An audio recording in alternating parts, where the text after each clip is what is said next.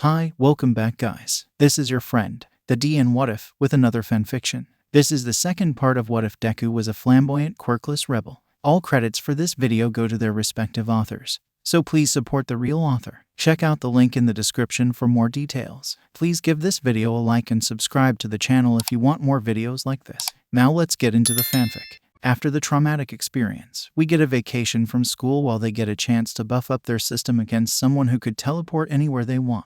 Yeah, I don't know how they are going to do it. My only idea is a backup sensor that turns on when a signal is not being sent to them.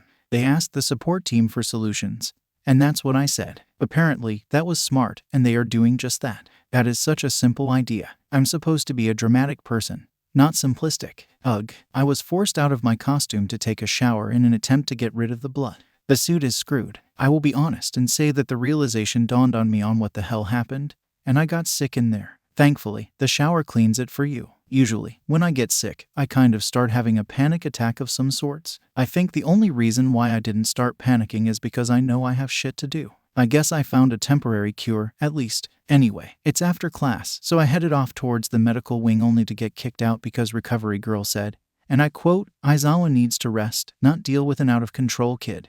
Bitch, I can control myself. I will be coming back later to deal with that. Now, I'm going to socialize before I cause trouble, even if it's more of getting myself arrested. I head to Nezu's office before knocking on the door. I hear the rat's voice before coming in, seeing Nezu at his desk with a detective sitting across from him. "Izuku, just the boy we need. Come sit. We need to question you." I move to the chair beside the detective. "You make this sound like this is going to be a drug party. Well, in your case, a tea party." I can't help but mutter. Despite everything, I am still able to say shit that would get me in trouble. "You'd probably make something like that happen, huh, Izuku? You know it's bad when the principal is used to your shit. You know me so well, Nezu. Now can I be introduced to the detective?" I ask as I face him. The detective turns to me before standing up and bowing. "Detective Tsukachi Midoriya. Nice to meet you. First off, I refer to Izuku. Second, you can go ahead and get the cuffs on me now." I say this while turning around and putting my hands together. I can see the detective's strange. "I'm only here for answers, Izuku. Better get those handcuffs prepared then," I say as I sit down.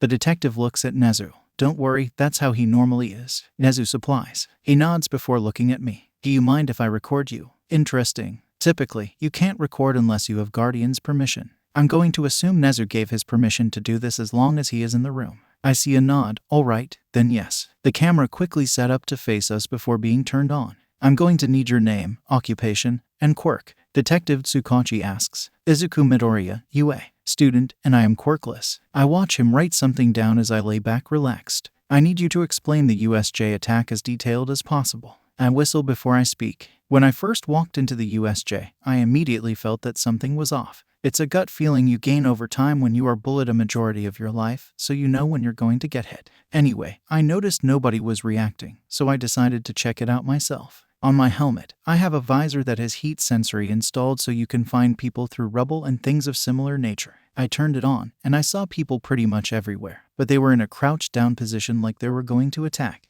I grabbed Aizawa's attention and asked him if there are supposed to be other people here. At that moment is when the mist came in, bringing the people in the center. Aizawa told us to step back and for 13 to guard us. The mist, who goes by Kirigiri and his second in command of the League of Villains, appeared to block our way out. I decided the best plan of action was to distract him while getting as much information as possible. Their goal is to kill All Might, but there doesn't seem much conviction after that. I then was asked if I would like to join the group, and I asked for the benefits. He said that they would do whatever they can to get what I would need for technology. However, there is lack of information on if they could actually get it or not, but based off of how well planned this was, it could be possible. That is when Kirigiri teleported us around to separate us. I ended up in the flood zone, where Tsu had to get me out of the water. Using my electric batons, I electrocuted the water to knock out all the men in it, but not enough to kill. If someone in there did die, they drowned themselves. Anyway, Tsu, Minta, and I went back to the center to find 13 ripped in half with a few students panicking. At that time, they had already managed to get Ida through the door to get the teachers. That is when I heard Aizawa scream. He had finished the group in the center, but he was pinned by the creature called Namo. It broke his arm in half. I used my mobility gear with my electric baton and sword to stab it in the exposed brain. When I pulled it, I noticed it trying to regenerate, so I did what I could. I put the baton at maxed and shoved it in the brain to kill it. After that, the leader with a hand on his face started complaining that I beat it before it could fight All Might and tried to attack me, but I knocked him out. That's it for me. Oh, I got Aizawa out of there. Now, question time. Geez, I don't know how I am still stable right now, but I am. Detective Tsukachi thinks for a moment. Can you describe Kurogiri based on what you know? He is a literal black and purple mist. I'm going to assume his weakness is some sort of body hidden with the mist. But we never attacked him, so I don't know. Personality-wise, swell guy. Strangely enough, he was proper and acted mature despite being a villain. Oh, and his quirk is warp. I'm going to take a guess and say it's coordinate base, otherwise they wouldn't have been able to get there. Hand face, absolute opposite. I'm willing to bet my savings that Kurogiri is there to watch over him because he made a wild move attacking me. Pale blue hair, covered in hands, looks like a man-child. He came in his PJs, I swear. His neck is scratched up. I think he has a tic about scratching his neck. Looks like he had dry skin too. He made a lot of video game references, so I'm going to guess young adult. He is quick because I barely dodged him. Childish brat manner. What can you tell us about the Namu? You already know how it looks, but it follows the demands no matter what. Its quirk is regeneration because when I stabbed it, it started regenerating. But it could not completely because some of it burned from the electricity I put on the blade. Wait, that can't be just it. Thinking about it, when I pulled my sword out, all the remnants of electricity on the sword was gone. Normally, it would remain warm if I were to do that, but it was cool. It has to have another quirk, one that allows it to take damage like that, especially if it was meant for All Might, someone who can do a ton of damage. It was meant for purely quirks. I deny they took into the matter of support equipment. The detective pulls out a dried blood-covered baton that looks destroyed, him wearing gloves while doing so. How much power can this emit? That depends what I set it at. The first hit I had it at the visible strongest it can go, which is the amount to knock the average person out without hurting them. The second time has a special sequence you have to do to get it to work. That has the strength to power a whole city for a minute. In fact, the insides are destroyed now, making it unusable. How come that is not in the record? That was purely for emergencies like powering a building for evidence or something like that. If some random person gets a hold of that, all hell could break loose if they stab it to the ground. Why did you decide to use it against the Namu? That has to be human that has been experimented on based on the looks. I have no proof, but it is possible. I mean, there's no way in hell that it should look like that. It was following demands. I take full responsibility for whoever died in there, but it had to be painful in that form. Also, imagine anybody else going up against that. Let us be fair and say that All Might would have had trouble and would have powered through, probably taking a shit ton damage itself without a problem. You're fine. You did it to protect your class and Aizawa-sensei. You're not going to get in trouble for that. You might be in minor trouble for the secret of the batons, but I can get you out of that because I understand why you would hide it. I think it's also to your benefit that none of the men in the water drowned, so you are good there too. They are all arrested now, thanks to you. You're also right on your theory. We tested the DNA and found it to be a previous minor villain. I think we're all good. Thank you for your help, Izuku. Detective Tsukachi says as he turns off the camera, putting it up. Thank you, Nezu, for your help. No problem, detective. The detective leaves, leaving me with my sociopath teacher. So what are you up to now? Rethinking my life choices. Like, the day I caused trouble with the fucking Titanic theme song, I get stuck on the boat. Anyway, I need to go find someone to aggravate that is not a flipping genius. I stand up, hearing a chuckling Nezu as I walk out. Hizashi, Izuku. I dash into Hizashi's room as I try to run off the excess energy. He looks up, giving me a look over as if he is looking for something.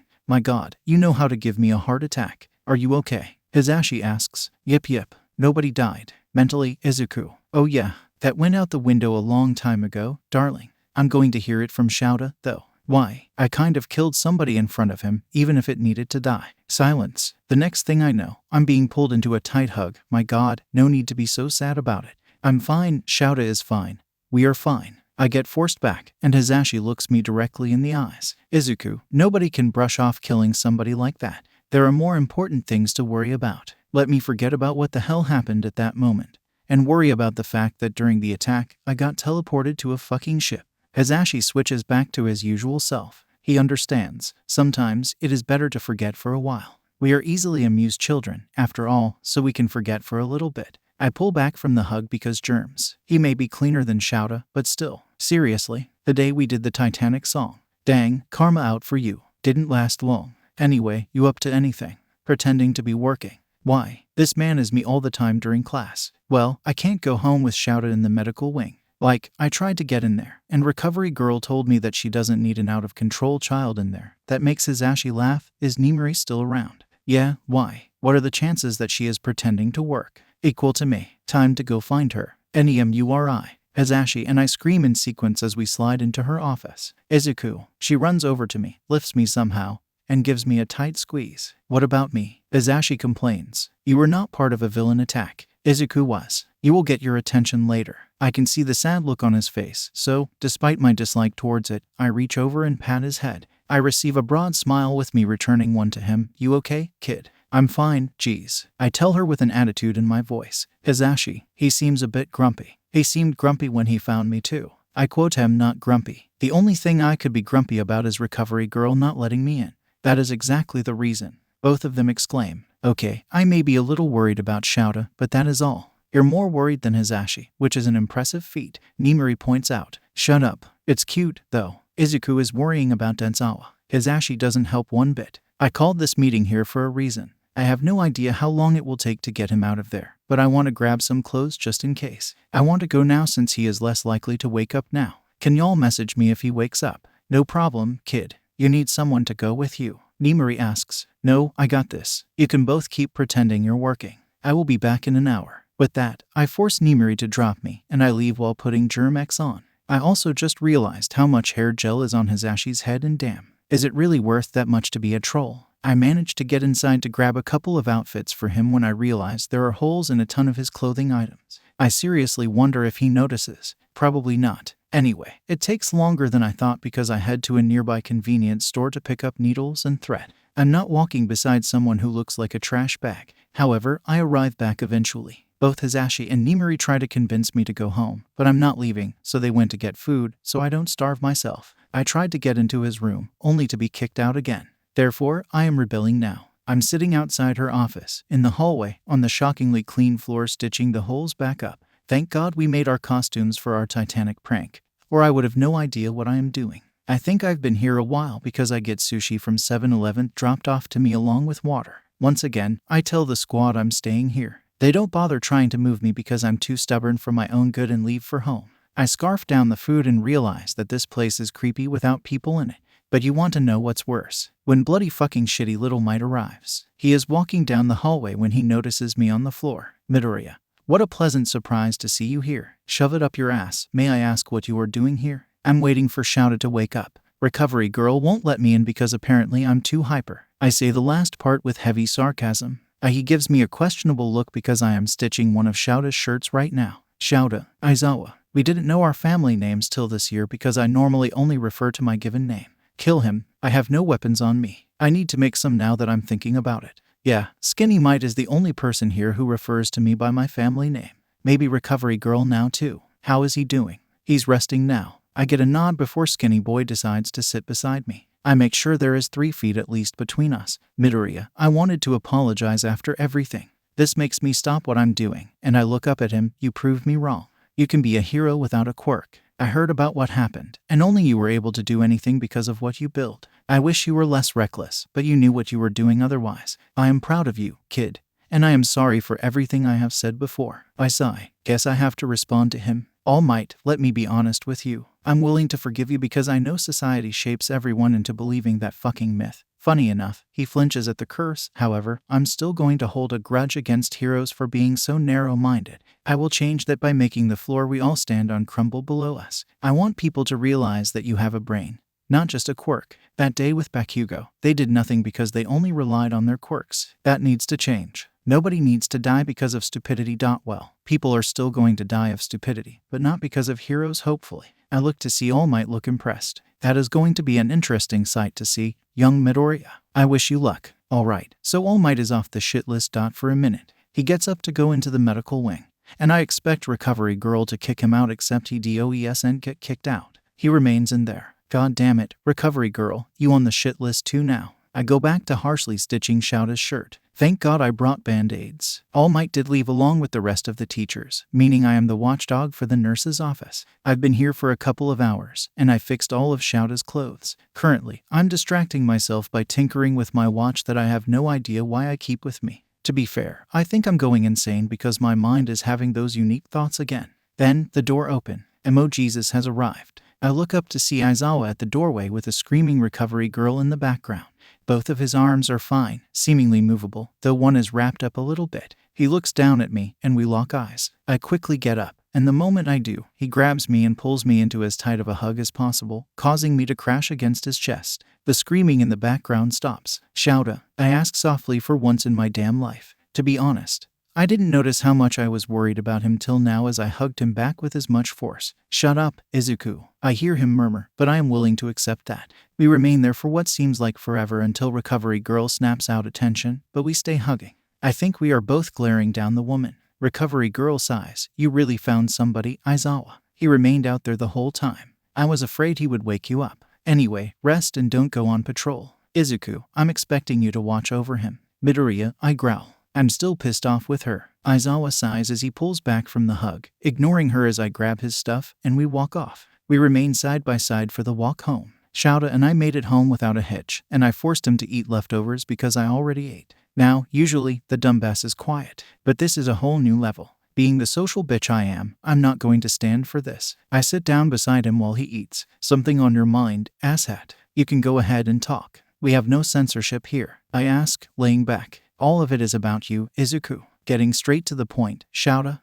Whelp. Might as well kick me out now. I don't need the whole explanation. I state as I stand up. That is not it, you overdramatic brat. Sit back down. We're talking about your mental health. Already, you asked for it. True that. Need something to drink. Water. I meant alcoholic, but alright. I get up again to get some water for him, bringing the glass back and handing to him. You know I don't drink. Never too late to try. I'm certainly not drinking around you if I do. Wow, way to ruin my hopes and dreams. Shut up. I'm talking about something serious here. That word doesn't exist in my vocabulary, but fine. I can tell that me arguing with him is pissing him off. Do I have your focus? Just do it already. Shouta takes a deep breath, putting his bowl down and turning to face me. Hold up, how about after you finish eating? He lifts the bowl to show me it is empty. Want more? He shakes his head. Shouta lays back, looking at me, and I can see he's tired. I decide to go on the opposite side, so we face each other while we are sitting up with our feet touching, though I have to give the man more room because he's fucking tall. Finally, he speaks, and I can hear the serious tone in his voice.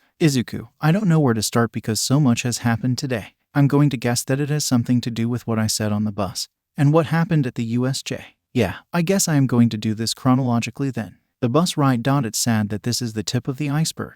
Izuku, you can't say shit like that about yourself. You can't say you're going to commit suicide to prove something. Speaking of which, did Bakugo really tell you to do that? Was he your bully over the years that you talked about? Yes, no use lying about it. The teachers did nothing about it. Why would they help a quirkless person? Damn it, kid. Snap out of that for a moment. All that means is I need to talk to Bakugo about this. Good luck. I can expel him if I have to. We will talk more about that later. Right now, the USJ. You shouldn't have risked yourself like that, nor should you have had to kill someone. I'm sorry that all happened. I was just watching, and I felt horrible. What I am asking is, are you okay? I'm starting to hate that question. I was in a psychopath mode at that point. I was worried about you, Shouta. Yes, I have that emotion. Anyway, I didn't plan on killing the creature, but I know I had to, and I don't regret that. Izuku, what? I stabbed someone in the head and electrocuted them to death, so... The only thing I was worried about is viewpoints, and I can only hope people realize I did it to maximize lives walking out.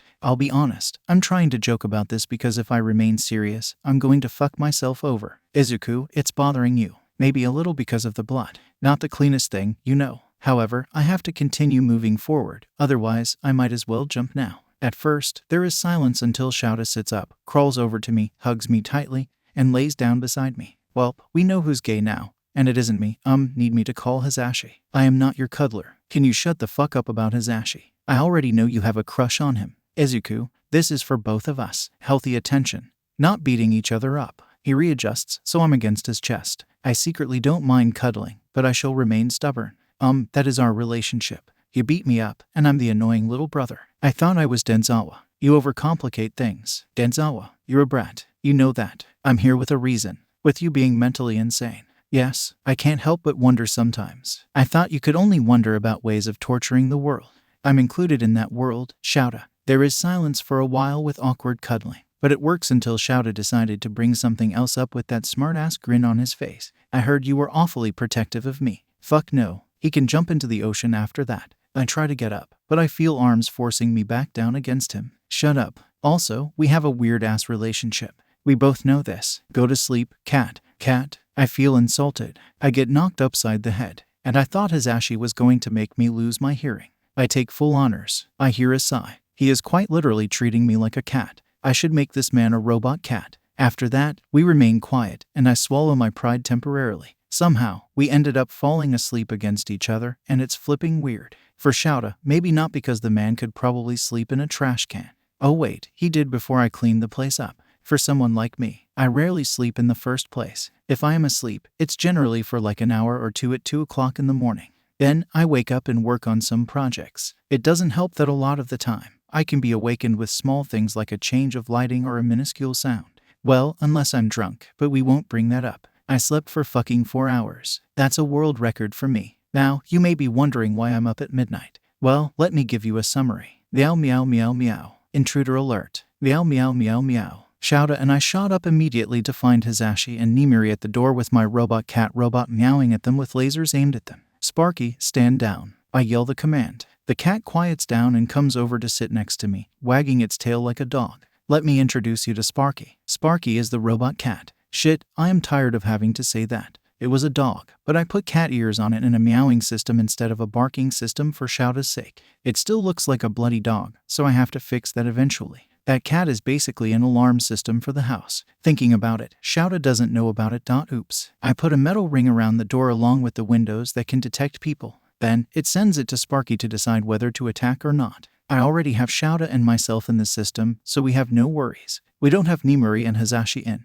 Don't worry, they are now. I can hear Shouta sighing beside me. What are you two doing here at this time? Shouta asks grumpily. We didn't get a text from Izuku. We became worried and went to UA. We saw nobody was there, so we came here. Hisashi exclaims. A more important question is, what are you two doing sitting on a couch at midnight? You two happen to be close. Nimiri states. Shit, Shouta and I are sitting right next to each other. Don't worry, I have a solution to everything. I elbow him in the stomach and run off into my room, the dog following in as I lock the door. IZUKU. Welp, I pissed him off, but I did the cover up. Then, this psychopath starts banging on my door. Let me in, you're in trouble. I don't think I've ever gotten him this angry before. I don't know why, though. However, the problem is that we are in an apartment. That means there is no window in my room to climb out of. Robot cat is screwed because I crawled under the bed, and I told it to take the closet. The robot will probably be found first. Too bad, there is a key to my room. Shouta breaks in, growling like a feral cat. Izuku, get out here now. I can hear Nimiri and Hisashi laughing at the show. Fuck them. He then starts snooping around the room. Though there isn't much to find. It's not like I do drugs or anything in here. The worst he's going to see is weapon plans. Come on, the kid has to have something bad in here, like a diary or something. Nimiri suggests, going through my dresser drawers based on the sound. Nice try. If I wrote down my thoughts, I would be in jail right now. I'm surprised they haven't looked under the bed. I guess it was almost impossible for me to be here because I feel the railing on my head and something stabbing my back.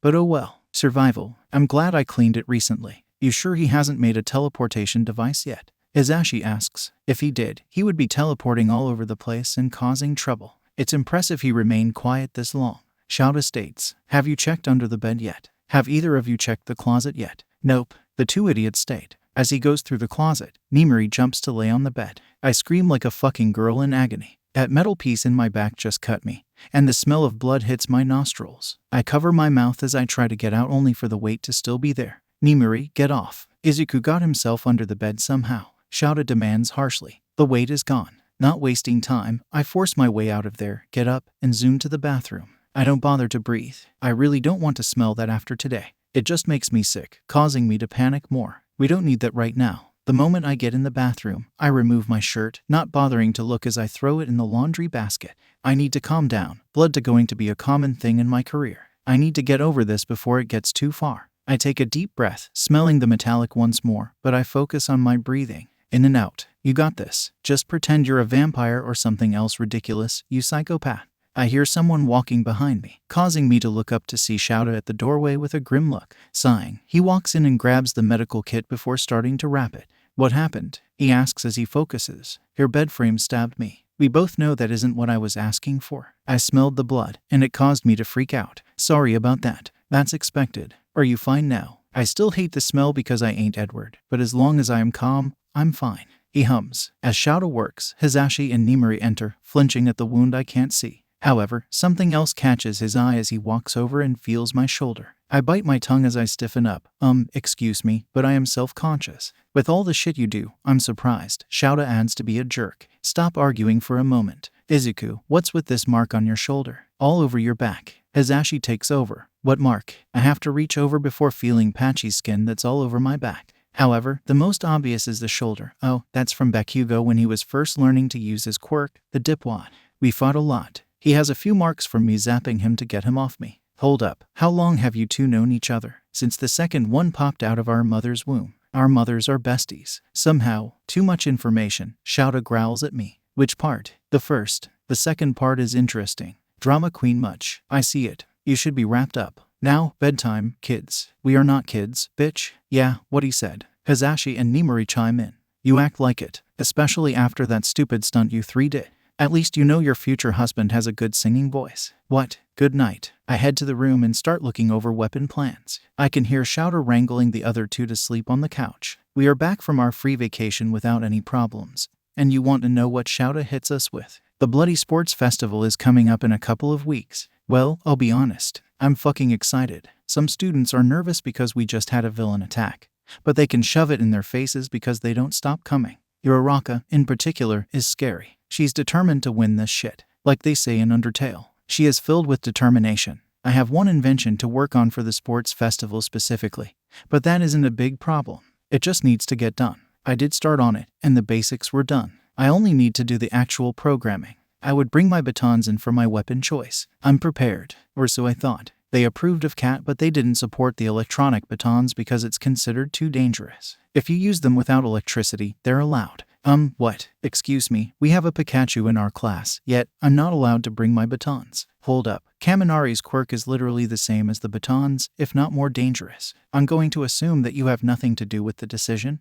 Nezu, I point out to the rat. No, I would have let you. The board wants to prevent as many injuries as possible. There are going to be more injuries now. Nezu laughs. Try not to. Your cat idea is not being built as a weapon, is it? You'll learn what cat is soon. It could be, but that's not its main use. It's there for mobility and support. Damn it, I have to come up with a new idea. Something similar to the batons without electricity. Batons are fucking useless without power. So, you need a new weapon idea. Temporary. We both can admit those batons are what I'm the best in. For this kind of competition, Shouta's scarf would be great for the tournament as it works with mobility and capturing. However, I also know it took him 6 fucking years to learn how to use the shit to full power. If that's not determination, I don't know what is. There is a reason he has shoulder problems from it. Besides, I don't want to hear theories about being Eraserhead's secret love child. That is correct. I assume this is for any fighting. I nod. Then, something hits me. You think they will allow me to heat items? It's not like I can really kill someone that way. If measured correctly, I would believe so.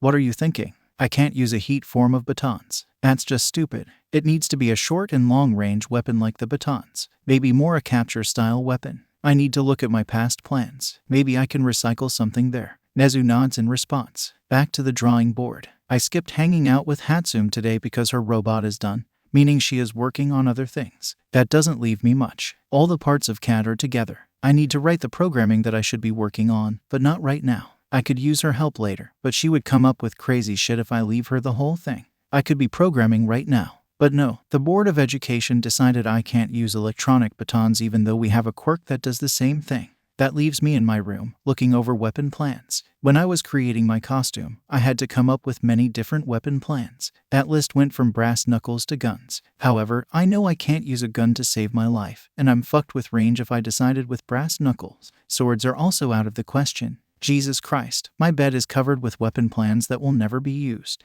Usually, I would look for ideas on the internet. However, the problem with that is that most weapons are made to be lethal and effective. I can't exactly kill people at the sports festival. If I were to use a lethal weapon, I would use a musket gun with a knife on the end. However, I suck at aiming a gun. Thinking about it, I could make it shoot electricity with the sword, but that's not great because the knife is short and the musket is heavy. As I am mostly speed-based, it's indecent for battle for someone like me. I might test that later. Now, I moved my thinking to defensive for a moment, leaving me with a shield. I have an idea for that. I scribble it done for the future and continue to flip through. Izuku, I hear Shouta from the other side of the door. Come on, it hasn't been that long. Come in. I sigh as he opens the door to reveal the mess of my life. What is all this? Plans to take over the world. Might as well mess with him. The man walks over beside me, and he looks shocked at how many there are. You aren't kidding, but don't your batons do the trick? Oh, that bitch burns. The board is not letting me use my batons because they are considered too dangerous. Rephrase, if the electric part is off, I'm allowed. Bitches. Wait, that means you have to learn a whole new weapon by the sports festival while working on whatever you're working on. Not quite. If I can get something close enough, I might not have to. I clean up the plans, pulling out another book, and dumping them on the bed. How many ideas do you have? If only you knew, Shouta. I would say about 50. But that is with all different variants. For example, the batons I have now were originally going to be swords. That would have been a terrible idea thinking about it. I can't use them as whips like the batons. I also didn't consider electricity until later. I'm looking over them when one catches my eyes. Shouta, can you hang me that one please? I point. Shouta gives it to me. The nunchucks. The nunchucks had a similar idea to the batons where they can extend to be whips. However, they are not reliable for close range. They are alright, but I would not rely on them. Someone could easily grab them and use them against me. However, with my heat idea that I proposed to Nezu earlier, I have a plan. I quickly write down something, and I can feel Shouta looking over my shoulder. Let me bounce an idea off you. He can give me a good viewpoint. I have no choice in this. The moment you decided to join me, you lost that privilege. Fine. The nunchucks can be used at close range and far range, meaning that bitch is going to be extendable. Unlike my batons, they're going to be longer so I can use them as an actual capture weapon. Earlier, I proposed an idea to Nezu about using heat instead of electricity, which I'm allowed to do. If I press a button on either stick, the other stick, and the chains will heat up, making whoever tries to grab them, let go. I would use solid metal, so it works better. Also, if I lose one, I can still use one with both hands. I can see Shouta considering a moment. This is just for the sports festival, correct? I would not. You'll be fine with that. It'll help you with any fighting. I would recommend gloves, though. Good idea. New request along with a headset. Headset. For the project. You better not be created a bomb to destroy the whole competition. I wish. Already tried. Anyway, it's 8 at night. You making something or we getting takeout? Just order pizza. I may not be a fan of pizza, or any fast food for that matter, but I need to get this done. Less socialization. Good idea. This might be the only reason Shouta and I have not killed each other. We are both antisocial bitches. What kind of pizza do you eat? I could care less. So tuna pizza. I smirk like the little demon child I am. I deny you will do it. Bitch, watch me. I pull out my phone and call the nearest pizza place. Hi, yes, I want a cheese pizza, but put tuna on top of it. I will pay for whatever place you have to go to pick that up. All right. Goodbye. I hang up, glaring at him. You eating it too? I will be surprised if they do the order. Oh, and I talked to Hugo. Anger management classes for him for a year. I'm surprised to the point I don't respond. You good? I quote him so happy. Fuck BAKUGO. I deny they will work, but I can hope so. Next day after school. So I made the nunchucks, and I was initially going to get All Might's ass in here to test them for an excuse to torture him. Too bad. He declined like the pussy he is. This leaves us with our second option. What am I doing here, Izuku? Shouta asks me while glaring. Well, you see, my dear friend, I need a test subject, fighting partner. I was originally going to get All Might to help me, but the wimp declined, that's why you are here. Hold up, why All Might? To torture him, I was about to say. That makes sense. Can I at least have my scarf? Do you want me to die? No need to be overdramatic about it. Fine, since you're such a jerk. The man pulls out his scarf, and I already regret my decision.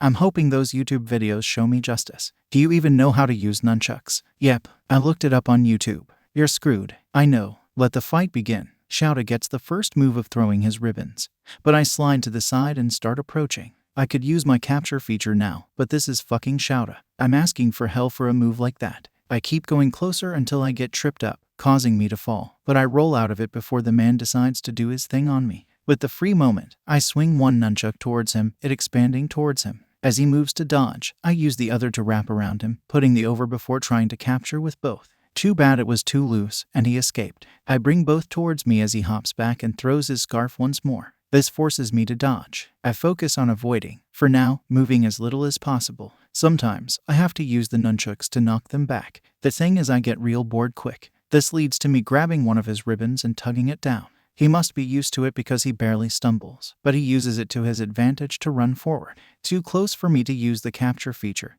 I turn up the head and run at him as well and swing my nunchuck towards him. He grabs it. With the heat from the nunchucks, he flinches as it burns his hand, which forces him to let go. I take that free moment to kick him in the stomach, tackle him down, pin him, and drop the nunchucks to the side. You know what to do with those inventions of yours. Shouta points out as both of us catching our breaths. You were going easy on me, asshat. A little above easy, more like medium, but yeah, that is all you need here. That's a good trick at the end. I get off him and offer him a hand up while pulling out Germ-X with my other hand. I got my research. You're free to go. I throw ointment at him. You could ask recovery girl to heal it, but I deny you want to hear her bitch. So caring, he says with sarcasm. I glare at him as I pick up the nunchucks, turning them off and going to pack them away. I already got them approved, so we're good there. How about your secret project? I'd rather surprise you with that. If it's something I should be ashamed of, don't bring it. You might like it. Too bad I didn't get you with the capture feature, though. Why do I feel there is more to this? I would have sent a picture to Azashi. And that, folks, is how I had to sleep on the porch that night. I have cat in my laptop so I could work on programming it anyway, meaning I got no sleep at all that night. All I can say is that Shouta was disappointed. Not everybody carries a sleeping bag, dipwad. Guess what time it is? It's sports festival time, bitches. I yell, it echoing across the whole locker room as I jump on the benches. Beside me, I hear meowing. I look down at my new cat. Cat finally gets introduced. If you ever watched Power Ranger SPD, you most likely know about the robot dog that can turn into a literal fucking cannon. Yep, that's Cat. Except it's a robot cat instead of dog and doesn't turn into a literal cannon. I mean, it can, I just don't need to kill people here. It's much more useful. Thus why I needed a special UA uniform that's a long-sleeved with magnetic material in it.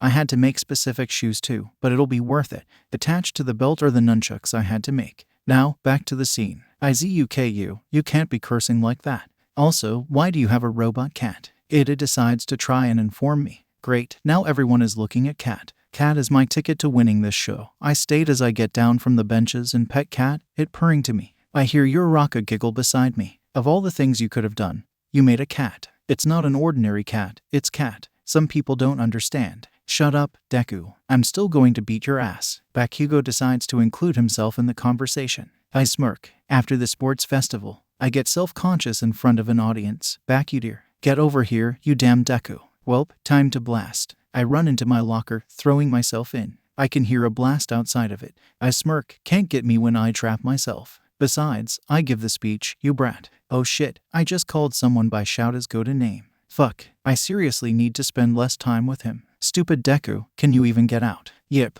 I'll stay here for you, darling. I sit down the best I could while staying in there. I can hear the mutters from inside the locker along with scratching. I'm good, Cat. The scratching stops. This is the kind of support I need in my life. Too bad it's from a robot. Suddenly, the room goes quiet. Then the door jerks open, cause me to fall onto the floor. Thankfully, Cat saves me by going under me. I look up to see a disapproving look from Shouta. What are you doing? He growls at me. I know this is supposed to be serious, but that isn't in my vocabulary. Surviving. Just go sit down, brat. Damn, someone is grumpy. He has been the past couple of days, and, for once, I have nothing to do with it. I think. I move to sit down next to Uraraka with Cat sitting in front of me. Shouta gives a weird look at Cat before starting his speech. You kids need to give it all. As that general education student said, your positions in the course are on the line. Don't mess up. Simple yet straight to the point. I can stick with it. Shouta leaves the room because he has to be an announcer next to Hazashi. I forgot about the general ed student, but I'll get him too. All I know is that he looks like Shouta's secret love child.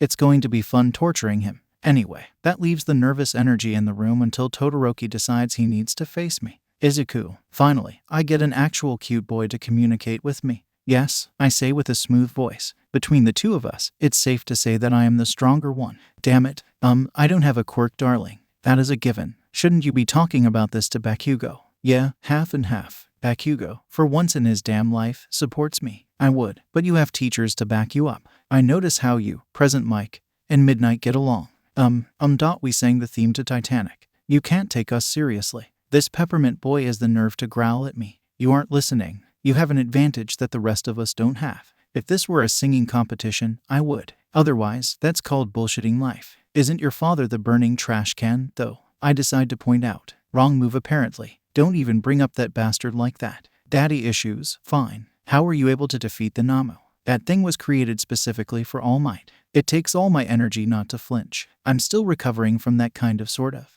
Support items. What do you expect me to say? Oh yes, I beat that sucker by having some imaginary quirk that explodes its brains. Yeah, no, I fucking wish. Either way, I'm declaring war on you. Damn it, I will never get a peppermint husband now. Alright, I guess right back at ya. Don't expect me to go easy, or I will take your pedestal out from under your feet. I snarl as I walk off, surprising the kids with my tone. It's people like him who piss me off, people who over-rely on quirks. Like I have said before, if you give someone a gun, a quirked person can dodge it, but for how long? Time to go. Time to kick some ass. Hazashi calls us out, and I lead us out with Kat at my side. I must say that the man knows how to hype a crowd. I guess if you're a radio start, that is bound to happen. Somehow, my girl Nimiri got to be the central coach in a fucking dom outfit.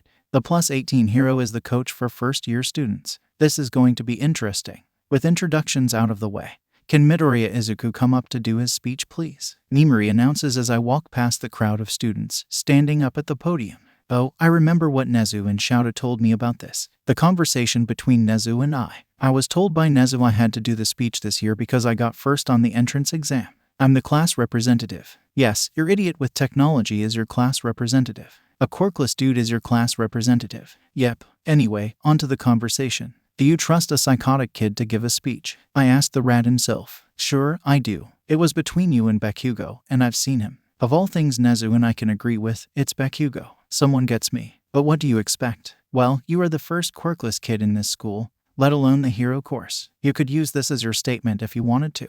This is all up to you. Make it as dramatic as you want. I do have a deal for you, though. I'm not sure how I feel about this. Alright, what is it? Well, since the sports festival is displayed on public channels, that means we are stuck on specific rules. For example, we are not supposed to curse. This is something that you are horrible at. Each time a student curses where the audience can hear it, I have to pay 1,000 fine.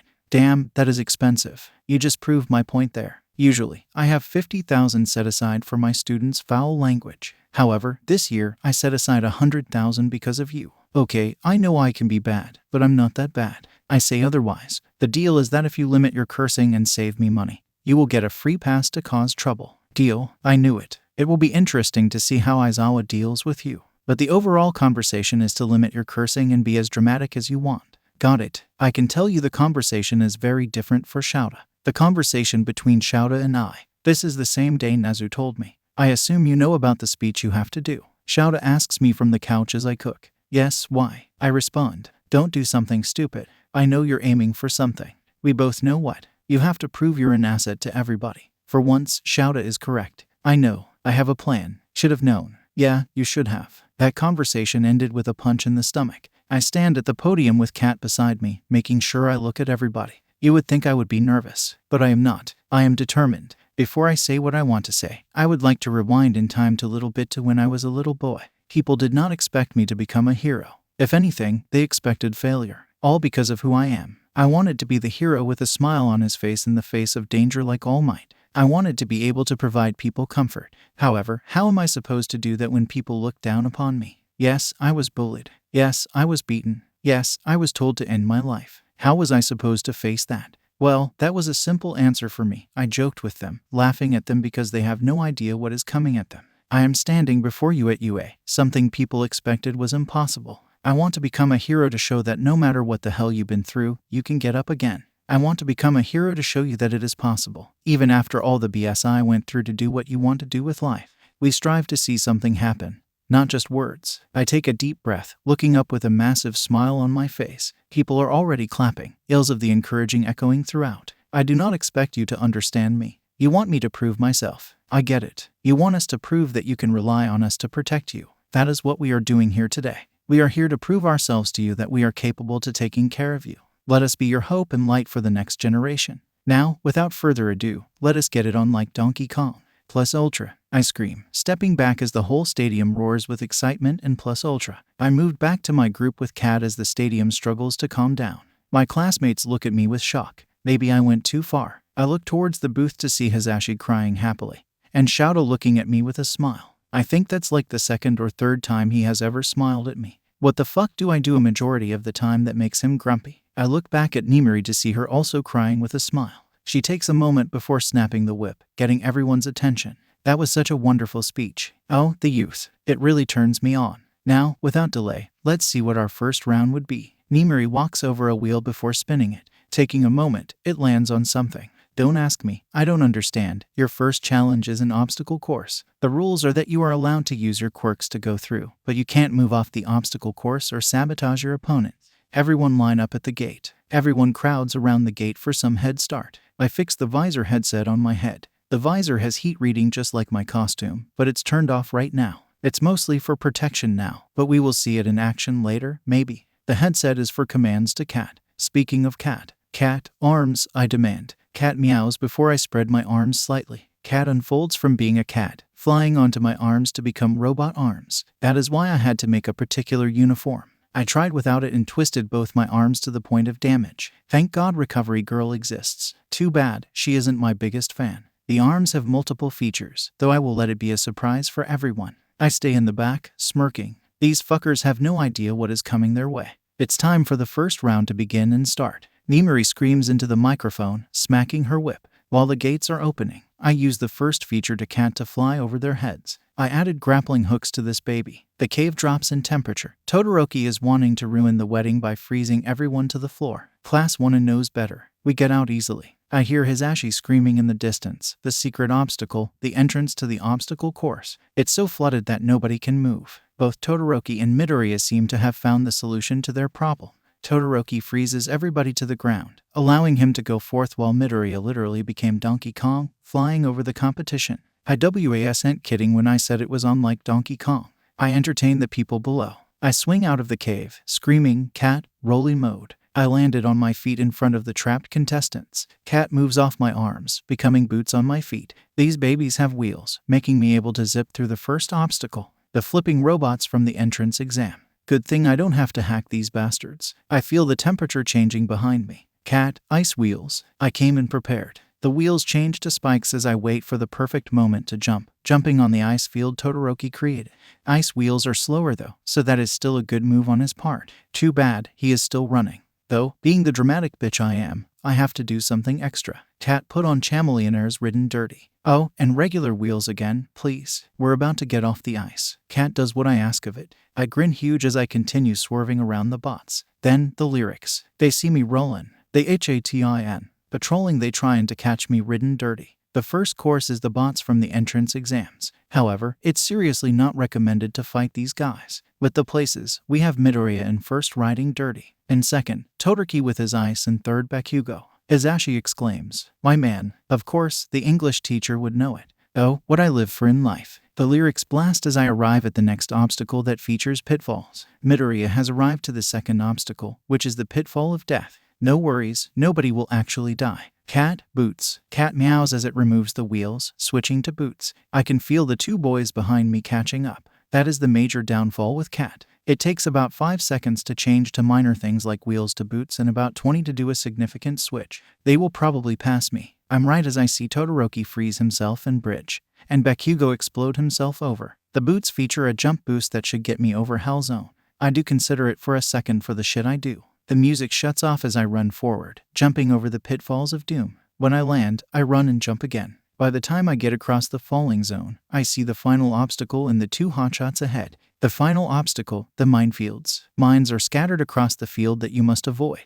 They will only throw the student up, but it can slow them down. Hisashi informs me. I wonder. I step on one on purpose, waiting a moment before it explodes. That's too slow for us. Cat, rolly mode. Oh, and ridden dirty again, please. Cat meows. Bring the wheels back, and the music turns back on. Then, I do something stupid. I zoom across a field of mines, a whole row exploding behind me. I grin. I quickly speed past the two. The two look at each other before speeding up to catch up with me. The mines are throwing them off, though. I lean forward for more speed. Robots will always outspeed humans unless they have a speed quirk. Midoriya has taken the lead once more, interrupting the fight between Bakugo and Todoroki. They are now after the main show, but will they catch up? Midoriya is taking advantage of the mines by exploding them to throw them off. Deku, get back here, you bastard. Bakugo screams. I look back a moment. Cat, increase the volume. I don't want to hear him. With a meow, the music increases dramatically, the bass so loud it's shaking the ground. I get out of the minefield, and Cat speeds up due to the lack of mines, able to outspeed the dumbasses behind me as I roll through the gate, smirking as I ask Cat to turn off the music. In first place, we have none other than Midoriya Izuku. And second, we have Todoroki Shoto, and third is Bakugo Katsuki. I grin. Cat becomes a cat again and sits behind me. You don't fuck with someone who has robotics on their side. The first 42 that have beaten the course will be allowed to participate in the second round. For anybody who didn't make it, you will get your chance in the mini-games. Everyone, please leave the field for now unless you're the first 42. Midnight asks. A vast majority leaves the field. This leaves mostly the hero course with some others. Alright, time for the next round. Nemuri spins the wheel, it landing on another picture that I don't understand, the cavalry battle. In teams up to 2 to 4, you will have one member, the rider, on the back of the rest of the members with the headbands with points. The goal is to keep those points while stealing other teams' points. Points are based on the place each player came in. The 42nd place gets 5 points, 41st place gets 10 points, you should get the idea. But here is the plot twist. Somehow the whole room darkens, the spotlight's on me, the first place is worth 10 million points.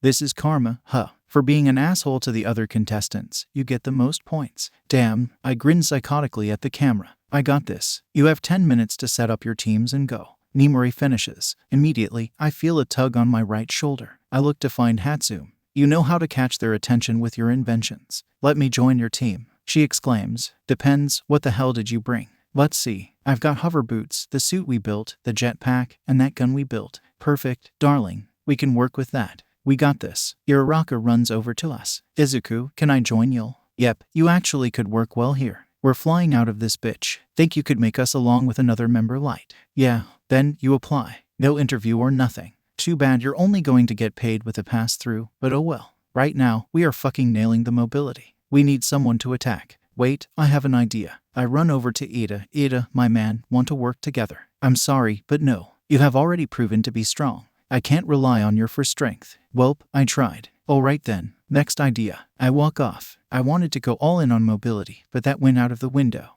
If we had Ida, we could have just run off like pusses and not deal with anyone. But no, Ida had to be fucking petty. He doesn't even rely on me that much. Hot damn. Alright, deep breathes Izuku. I look around, noticing somebody perfect for my team, an antisocial emo bird by the name of Takoyami. I run over. Hey, darling, I would like another person to fill my heart, and you seem to be the perfect fit. Would you like to join us? It takes a moment for Takoyami to respond. Your light blinds me, but I am willing to join you. I don't know if that is an insult or a compliment, but alright. I believe it's an insult. Oh well, he is on my team anyway. The time is up, and the teams are set up. My unit features 4 of us called Team Badass. Too bad it was not approved, so it's boring Team Midoriya. Anyway, you have the front horse of Takoyami and Dark Shadow. Dark Shadow is the perfect attacker for my team because that shadow is well-rounded as hell. The only problem is it's weak to fire. That leads to a significant problem of Bakugo with his explosions. But I'm hoping someone will piss him off early and distract him. Anywho, the people beside me are 2 lovely ladies having to deal with my fat ass. On the left is Uraraka to lighten things up literally, while Hatsune on the right is going to make us ditch this joint. Then, you have the main ringleader, that is me. Next to us is Cat, but they're rather useless here. I will be using my nunchucks this time around. Holy shit, I already see the glares. Are we ready to go? Nemuri screams. The whole stadium rumbles in excitement, then start. The teams start approaching. Cat, hook up my microphone and play the karaoke version of Khalid's Talk. I grin. My strategy is simple. Waste as much time as possible. The music starts pumping as I readjust the microphone on my headset, making the teams slow down to a stop, looking at us with curiosity. The only ones who aren't bothered are Team Todoroki and Team Bakugo, and they are after each other. I grin, letting my deep sexy voice take over. Yes, I have a lovely fucking voice under this cute body. Can't we just talk? Can't we just talk? Talk about where we're going. I continue singing, smirking as I keep their attention, as my goal is to keep their attention as long as possible. I start unzipping the top of my shirt, surprising people further. I don't undo all the way because I'm not a sinner there yet. I see people snapping out of it. I point down, and we fly off, and the fight begins below us. I wasted about a little over 30 seconds of people's lives. I take it.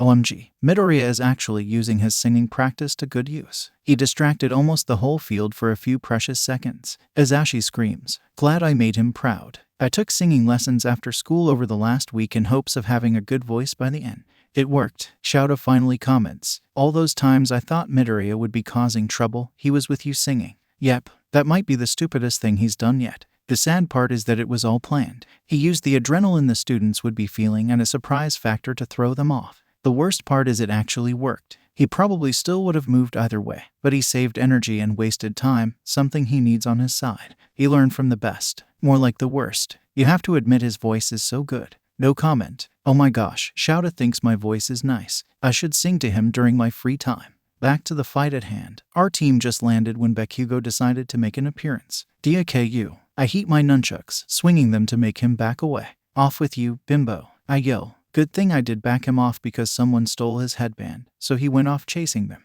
Izuku, I thought for sure you would use your electric batons. What's with the nunchucks? Uraraka innocently asks. Oh yeah, she doesn't know. They said that electric batons are too dangerous, so I had to come up with another solution. I scream at the loss. I was just getting over that too. Too bad, I have a bigger problem to worry about. Team Todoroki is standing in front of us. They have Todoroki on the back with Kaminari and Momo to the sides. And what the fuck, Ida? Hold the phone. Ada, you said you needed to prove you were strong, yet you go to Todoroki, the strongest and hottest boy in the class. What the hell, bitch? There goes $1,000. Sorry, Nezu. Ada looks at me blankly as it takes the team a moment to respond. Todoroki decides to interrupt at that moment. I will be taking that now. Well, might as well go all in after that comment. My virginity. I would not mind that from you. Does that count as a bad word? Once again, I'm wasting time on everybody. I can feel the heat of blushing faces. Come on, it's natural. To give Todoroki full credit, he barely had any reaction. What happened to him? Your headband. Oh, well, gotta catch me first. Let's go, team. We move the opposite direction running, especially when there are 5 teams behind us. Do you have any ideas besides running? Izuku, Uraraka asks. We get intercepted by Shoji, who is making a tent above him. A tongue and purple balls come out. Flying, I start up the jetpack again, but I hear a squeal, looking down to notice one of the hover boots caught in the purple ball. Sorry, Hatsum. We breaking one of your babies. I fly up with my team, breaking the hover boot, meaning we're out of the way with some lost mobility. We land away from everyone only to be re-encountered with Todoroki. I notice the other teams are frozen to the ground and more headbands around his neck. Well, that might work to an advantage. Too bad we're trapped. Kaminari screams something. And electricity comes at us. Thank God Dark Shadow took that shit for us. Hey Hatsum, that gun could be nice by now. What's in it? The girl in question hands me a gun that would normally be a potato spud gun, but that is fucking boring. The expanding pellets. I also have bombs in my pockets. Alright then, 5 more minutes. Will Team Midoriya keep their headband? Will there be love after the OAIZAWA? You didn't have to hit me. We both know it's impossible for Midoriya to feel love. Oh, fuck him. After all I have done for him. I glare down the opposing team. A majority of the time is the standoff, kind of like those gun duels. You spend more time preparing rather than killing. It's odd thinking about it. I see Ida looking up at Todoroki. I can't hear them, but it can't be good. Grinning, I shoot the pellets around their foot, it expanding on their legs to keep them still. It's pretty solid, but for how long? Midoriya, Todoroki growls. Well, you know who's my enemy if they use my last name. Asking me on a date. Suddenly, the ground freezes over, freezing us in place. Shit. They break out. I grip my nunchucks tightly. The heat turned all the way to burn at a single touch. I grip my headband tightly because I know something is about to happen. I take the best analysis. Whatever the hell they do, they will come in at our left because Todoroki only uses his right side. That means I have the nunchuck in my left hand while gripping the headband with my right. Then, the moment comes. RECIPRO blast. Without hesitation, I randomly whip the nunchuck, expanding our whole left side. I feel a hand grip the headband, but I keep a firm grip. I swing the nunchuck towards Todoroki. I almost fall, but my teammates keep a firm grip. It hits him on the back, which causes him to let go. Suddenly, I feel the heat. Turning around, I see Todoroki's left side on fire. It suddenly extinguishes. 1 minute. At 1 minute is when all hell breaks loose. DIKU. Fuck. He's coming in on the right. Dark Shadow, take Bakugo. I will take on Todoroki. Hatsum, take the gun and fire some bombs toward Bakugo's team. Uraraka, if you have a chance, make them light. Cat, tackle. I bark out, keeping a firm grip on my headband. I reel back the nunchuck to standard size. I hear explosions to my right, but I don't know what is happening. Todoroki's team approaches us more slowly because Ida basically disabled himself. He tries to punch me, but I swing the nunchuck at him. He grabs it. Bad move. He lets go, and I hit his neck, making him back up. 30 seconds. Todoroki's team becomes unbalanced because Uraraka managed to touch Kaminari, him floating away from his group. Momo and Ida have to hold on to Todoroki to keep him falling. Too bad Momo falls because of Cat that leads to Todoroki clinging to. I feel jealous. 10 seconds. An explosion goes off on my face, and I feel a hand grip the headband. We all know who it is. Brat, I'm not letting go. I swing the nunchuck at him blindly. I feel it hit something, and he lets go. I hear reeling, assuming from Zero with his tape quirk. I struggle to stay sitting up because I'm not letting go of my headband. I have to close my eyes. I can feel the burn on the side of my face. In time, in first place, having kept their 10 million points is Team Midoriya. In second, we have Team Bakugo. In third, we have Team Todoroki. In fourth, we have Team Tetsu. Hold up, when did Shinso get up there? Team Shinso is in fourth place. Hisashi announces, "We did it. We fucking did it." I feel my team lower me down, and I stumble, noticing my teammates hold me up. It takes all my energy not to hit them away. Darlings, no need to worry. I open my eyes after taking deep breaths and look at them with a smile. Nimari cuts in. With the second event out of the way, we will be taking a 2-hour break before coming back with our final event, the one-on-one battles. During this time, there will be mini-games going on for anybody to participate. With that, everyone evacuates the stadium. I walk from my team after intense hugging as I pull out Germ-X only to be stopped by Todoroki again. "We need to talk." Todoroki lead me to this weird hallway away from everybody, making me assume he's about to murder me. I feel safer with Kat, though. We lean on the wall opposite side of each other like badasses in silence. Too bad that isn't me. "Alright, I know this isn't a marriage proposal, so what do you want?" I ask. "You made me break my promise." "Oh geez, I can tell this is going to be heavy shit." "What promise?" "To not use my left side." I bite my tongue. "Tell me, Midoriya, do you know what a quirk marriage? Banging for powerful kids?" "Yes, yeah, not the best way to put it, but that's the harsh definition. I'm the result of a quirk marriage. Endeavor wanted the perfect child to beat All Might.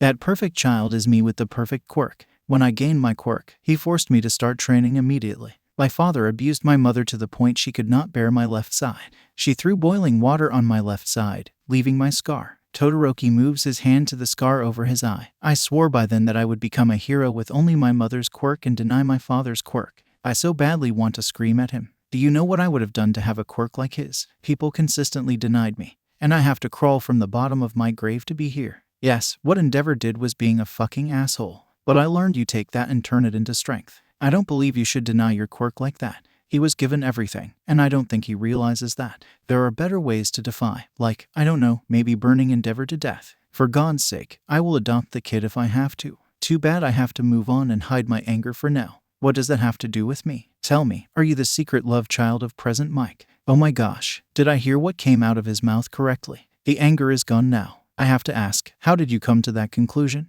You and present Mike seem to share a relationship like no others here. You speak fluent English and, from what I have seen, spend the most time with him. You also act like him. That is some shaky evidence. I have to keep myself from laughing. I wish I was. We happen to be close friends or some shit. We have the connection. Connection. You won't get it. Either way, I must defeat you. I will not be defeated by someone quirkless. Welp, that anger is back. First off, you believe your quirk is infallible, and that is bullshit. The moment your quirk is gone, you're fucked. Just because you have a quirk and a rough childhood doesn't mean you get to be an entitled brat. I fought my way to be able to stand beside you today. Second, with the mindset you have, you're screwed against me. I'll win until you decide to use your full strength. Do I let anybody hold me back? No, because I take those fucking assholes' insults and turn them into strengths. I was told couldn't be a hero because I was quirkless. I will prove you wrong for underestimating me. Until you get out of your petty promise, you're wasting potential to be an amazing hero. Go against your father another way because you are putting yourself in chains. Yep, the anger came in at the end. I leave. I can feel my phone in my pocket buzzing, but I ignore it. I'm going to meet them anyway eventually. I got recovery girl to fix up my face literally. Apparently, my anger was so intense that I didn't feel the pain. I didn't bother giving an attitude as I head off to find the squad. It turns out, they're hiding in the sound booth still. I open the door quietly to find Nimiri, Hisashi, and Shouta all sitting on the floor in the corner of the room. If a threesome is going on, I can leave. It doesn't have its usual spark. It did make the guys blush. So mission achieved. Shouta takes one look at my face, gets up, grabs my shoulder, and pulls me out of the room. He forces me against the wall, grabbing my other shoulder to hold me down. Deep breathes, Shouta demands. I forgot that exercise. I have been having a couple fewer outbursts because of it, but it's not bulletproof. Figured out that quickly. I do what he asked, trying to. I can at least avoid breaking him. You're shaking. I didn't realize that. I close my eyes, focusing on my breathing. Something happened. Guess you can say that. I really am a brat. You can let go. I have some fantastic news for Hisashi. I'm calm, and Shouta lets go but not before whacking me upside the head. What was that for? For having the stupidest plan in history. It worked, and you enjoyed my singing. Shouta sighs, pinching the bridge of his nose. Without responding, we head in. Hisashi, I'm your secret love child now. What? Nimiri and Shouta ask, looking at me like I got drunk. Hisashi grins. He runs up to me, lifts me, and spins me around while laughing. I laugh with him, but I will need a bleach bath after all these people touching me. Yes, you're my kid now. We can do duets and everything. Hazashi screams, excited. Oh shit, I didn't even think of that. I mean, we could have done that anyway, but alright. However, just know I see you more as a brother. Oh god, the possibilities. I can see it now. The man of the hour puts me down. Understandable. How did you come to that conclusion, though, if I may ask? Todoroki asked if I was your secret love child. CSHOUTA. I'm the more suitable dad and brother out of the two of us, so hand him over. Shouta grabs me with his capture weapon, pulling me beside him. If I hand Izuku over, I'm going to end up with a train wreck of a student. Izuku probably will learn how to do a stripper dance from Nimiri and scream and aggravate from you.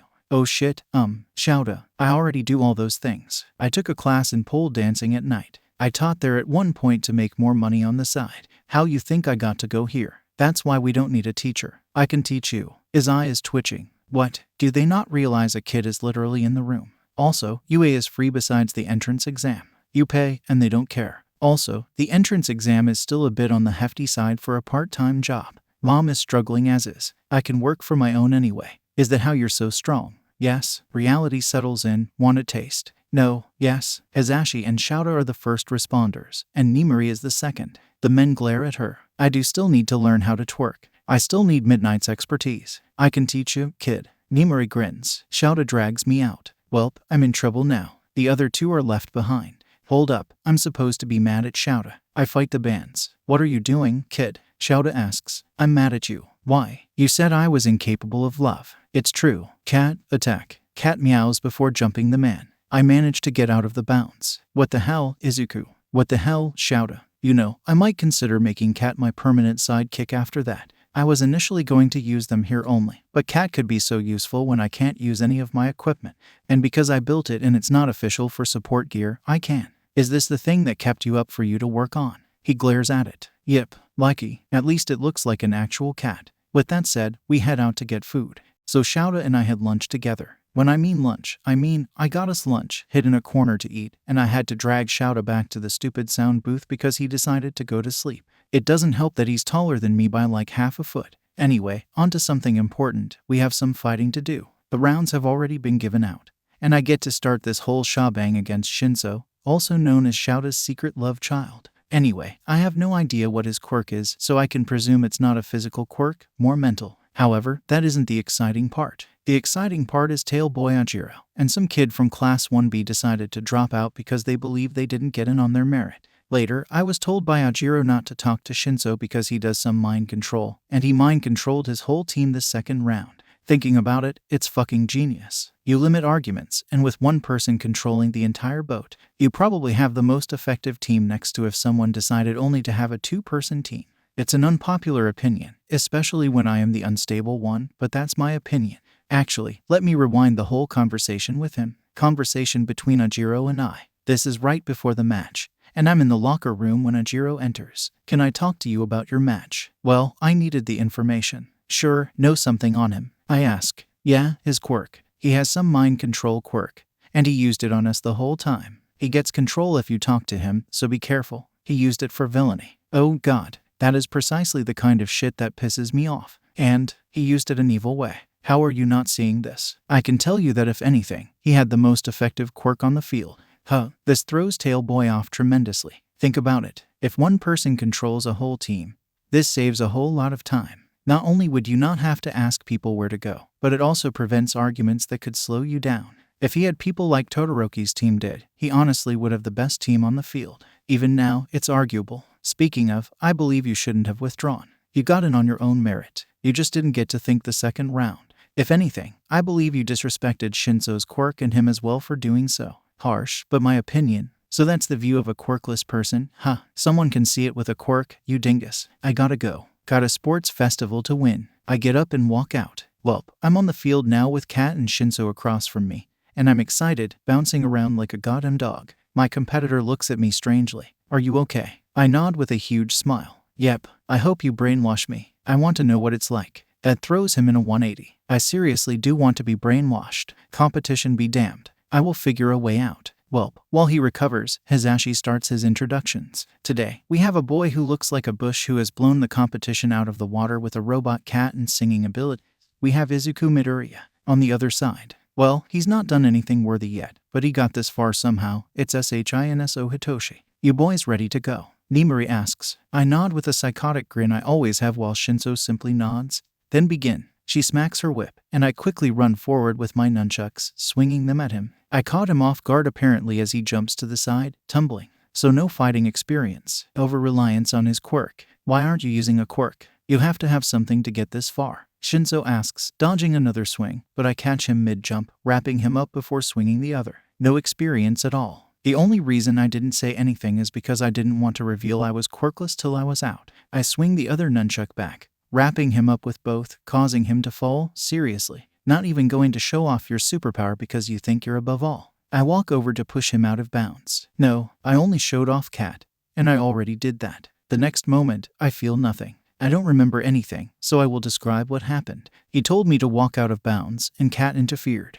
You see, when I got bored, I added a feature to the headset visor thing on my head. I made it so that it can evaluate my mental state. I had to make it so it would either do it on command or something drastic happened like I went unstable. This is pretty much if I decide to have an anxiety attack for no reason. Cat then said, HOOMAN in danger. I will save you, human. Like fucking Temmie in Undertale and ran up and bit my finger. Now I'm back. Just remind me to fix that. That will annoy the fuck out of me. Wait, so his quirk is brainwashing? A fantastic quirk to look out for, folks. However, how did that cat know that Midoriya needed breakout? Hizashi asks. I can hear papers shuffling. Jesus Christ, this is overcomplicated. There is a whole packet. One moment. Geez. Apparently Midoriya added a feature in her headset to check over his mental state, and it can catch something like that presumably. That is a last-minute addition. Shouta grumbles. Better to be prepared. That brainwashing is a quirk that shows how flawed the UA entrance exams are. It only focuses on physical quirks, not mental quirks. Shush, you can complain later. The fighting is about to start. Thanks, Cat.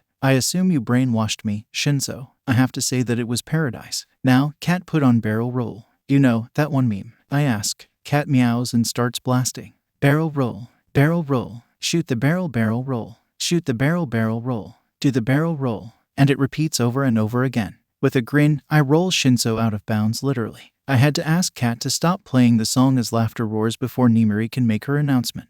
The first round of the matches goes to Midoriya Izuku. With clapping, I unwrap Shinso, offering him a hand up. You're going to need to practice that hand-in-hand combat. And get a support weapon, mate. Otherwise, you have a fucking fantastic quirk, and if anyone says other, I will beat their ass to the point they can't have children. All this with a grin. You're insane and oddly specific. I have a feeling we will meet up again, so see you soon, brother. Brother, you will understand soon. You better win to show how strong you are. Already underway. With that, Shinso and I walk out beside each other. Once we're off the field, Shinso looks at me. Did you seriously turn the sports festival into a meme? Yes, we're going to get along great, my friend. Fuck yeah.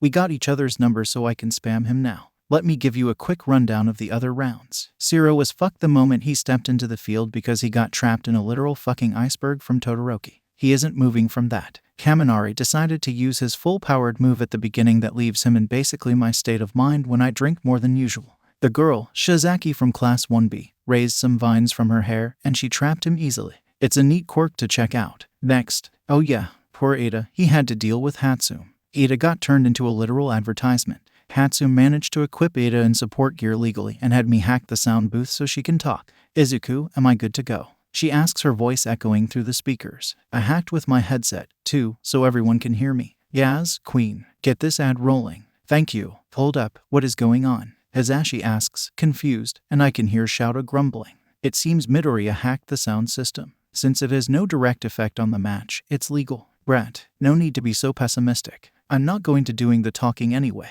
I need to save my sexy voice for the next round. Anyway, give it up for Hatsume of the support department, I declare, and I can see his glare through the glass. Asshole. This whole thing went for 10 minutes with her explaining everything before walking off the field, giving Ada the win. Ada wasn't a happy boy. The next round was Ashido versus Aoyama. Aoyama literally wasted himself away with Ashido spinning on her acid like a fucking ballerina. I need her to teach me. Anyway, he ended with a tummy ache, and she had no problem beating his ass. Takoyami and Momo's involved him, simply overwhelming her to push her out of bounds. She didn't have enough time to create a weapon to use. Hiroshima went against this 1B student whose name is Tetsu. If that isn't an original name, I don't know what is. Well, they are both authentic replicas of each other. The only difference is one is steel and the other is rock. They had a draw. In exchange, they had to do an arm wrestling match that Kirishima won. It was the most boring match to watch. For God's sake, Hisashi fell asleep during it. Finally, it was Bakugo versus Uraraka. It sounds like a horrible matchup, but the girl had a plan. She made sure to keep herself low while approaching him as he blasts at the ground before having a fucking meteor shower crash on his ass from the debris he was creating. Too bad, he just exploded the whole thing. What made matters worse is that fucking pro heroes didn't notice what she was doing and told Bakugo to stop playing with the girl. Shouta had to step in and state that if they didn't see what she was doing that they shouldn't be heroes. That's my man for ya. With all that out of the way, it's time for the next round. I moved to the locker room to grab Cat because I had to charge them for full strength until I accidentally ran into a burning garbage can in the middle of the bloody hallway. An oversized garbage can that you sneak the bodies of those who deserve it in. Except this garbage can needed to be burnt away himself. Yep, it's Endeavor bitches. Too bad, he wants to talk to me. You're facing my son next round, right? Endeavor asks. Oh yeah, did I mention I was going against Todoroki this round? Yep, I am.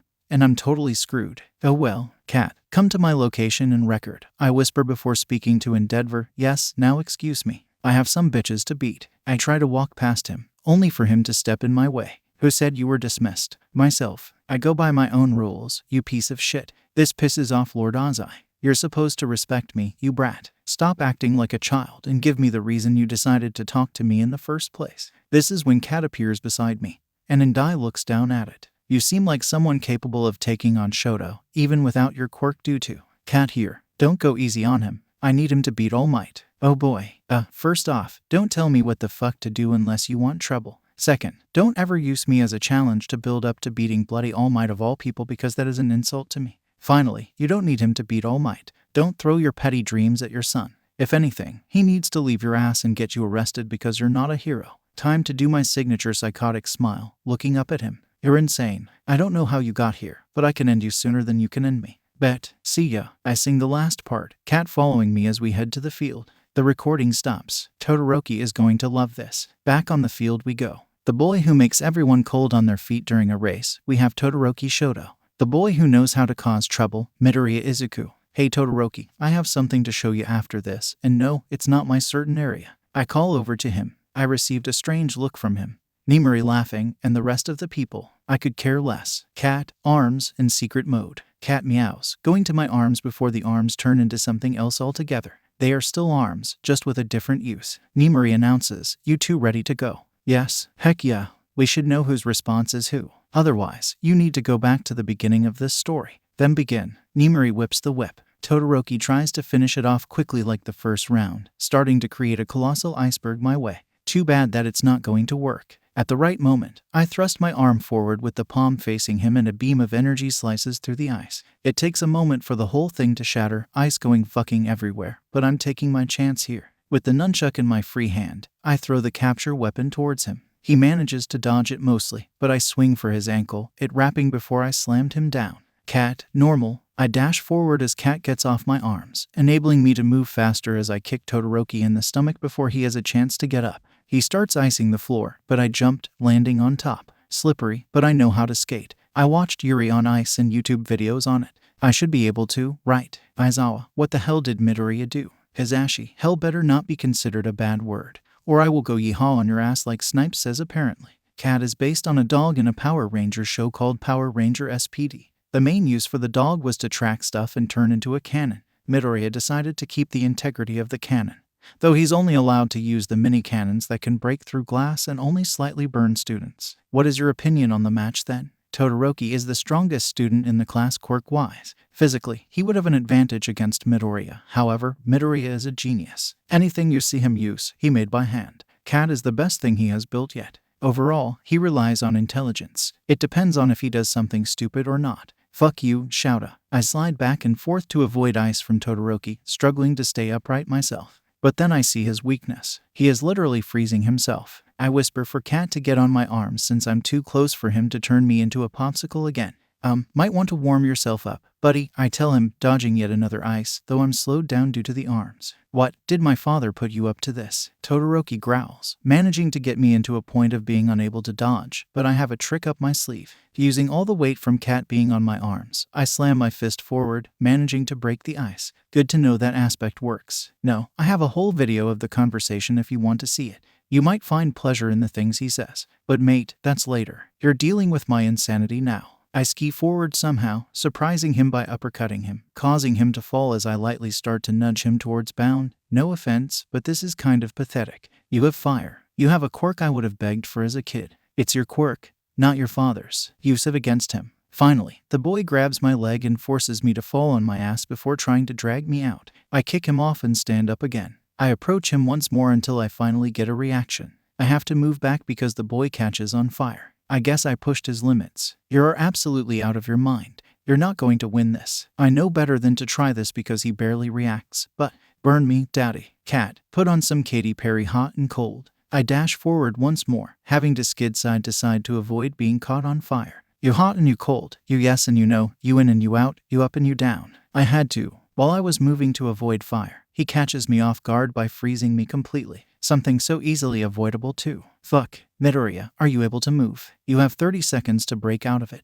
Nimari asks. Huh? Need to think about that. I want to try something. Cat. Normal. The arms start to remove off, breaking a good bit of the ice before stopping. Damn it, the thing is too cold. Wait, I still have that nunchuck in my hand. I turn on the heat, pressing the button harshly to put on burning hand mode. It melts the ice, but not fast enough. Due to Midoriya being unable to move, Todoroki is the winner. She announces. Todoroki walks over to me to unfreeze me as applause echoes the room. Thank you. I needed that. Lucky shot. Just be prepared for next year. I grin. Once I'm out, I hear the gears whirling in Cat again as they transform into a cat. We shake hands, and as we walk out, somebody calls down to me. Hey kid, what's your quirk? The whole crowd quiets at the question. Oh yeah, I never told them. Huh? Time to break reality. Cat, hack the sound booth again and link it to my voice. With a meow, Cat does what I asked. Can everyone hear me? I see a nod as I adjust the microphone. Well, remember when I said that I was rejected because of who I am? Well, plot twist, I'm quirkless, and I just showed up how many kids. Look how far I made it without a quirk. I have a brain. Sorry for not telling y'all in the beginning. But if I did, I was afraid you would try to remove me because of quirkless being weak or something like that. That's the end of my show. See you next year. With utter silence, I leave the stage permanently for this festival. Now, if that ain't drama, I don't know what is. Alright, so here's the thing. I could tell you how every match went. However, that would take for fucking ever, so I'm just going to tell you all the places and how they got there. Bakugo got first place, but the boy was petty about it because Todoroki let him win, so he looked like a dog with rabies on stage because he was tied to a cement block with a muzzle and everything. I took plenty of pictures, obviously. Karma came, bitch. In the second place, we have Todoroki. After he defeated me, he fought Ida and won but lost to Rabies Dog. In third place, we have both Takoyami and Ida. Takoyami went against Bakugo and lost because he is shit at close range. And Dark Shadow hates the light more than me. Ida lost to Todoroki as previously said. But he wasn't at the ceremony due to some family thing. I figure I'll learn about it later. Also, I'm glad I lost. If I had a place, I would have punched the person giving out the medals and mocked him. It was all might. Yep, sweet revenge. I'd rather not get sent to jail this early. Back to the real world. I'm in the bathroom in nice clothing and trying to tie a tie. Yeah, I'm not meant to be professional. You may be wondering why I'm wearing nice clothes. Well, I'm going to talk to Mom. Technically, we are meeting up with her tomorrow, but Shadow would ruin the moment, so I'm going today to have some private time with her. I might get in trouble for it, but oh well. I looked up a video on YouTube and managed to tie the stupid shit. Got to look good for Mom. After all, I haven't seen her for 2 weeks. I got to show I care for her somehow. I'm horrible at expressing it in words. We are still limited on time with Shadow's whole thing of earning days. Ready to go, Cat? Yep, Cat is my official sidekick now. Meow meow. I'm going to take that as a yes. Cat and I have arrived at my mother's apartment, and I'm more than willing to admit that I'm nervous. Time to man up and do the job. I knock on the door. One moment. I hear her on the other side before the door opens. Izuku. Mom tackles me into a hug, and I hugged her back. How are you doing, Mom? She pulls back before letting me in.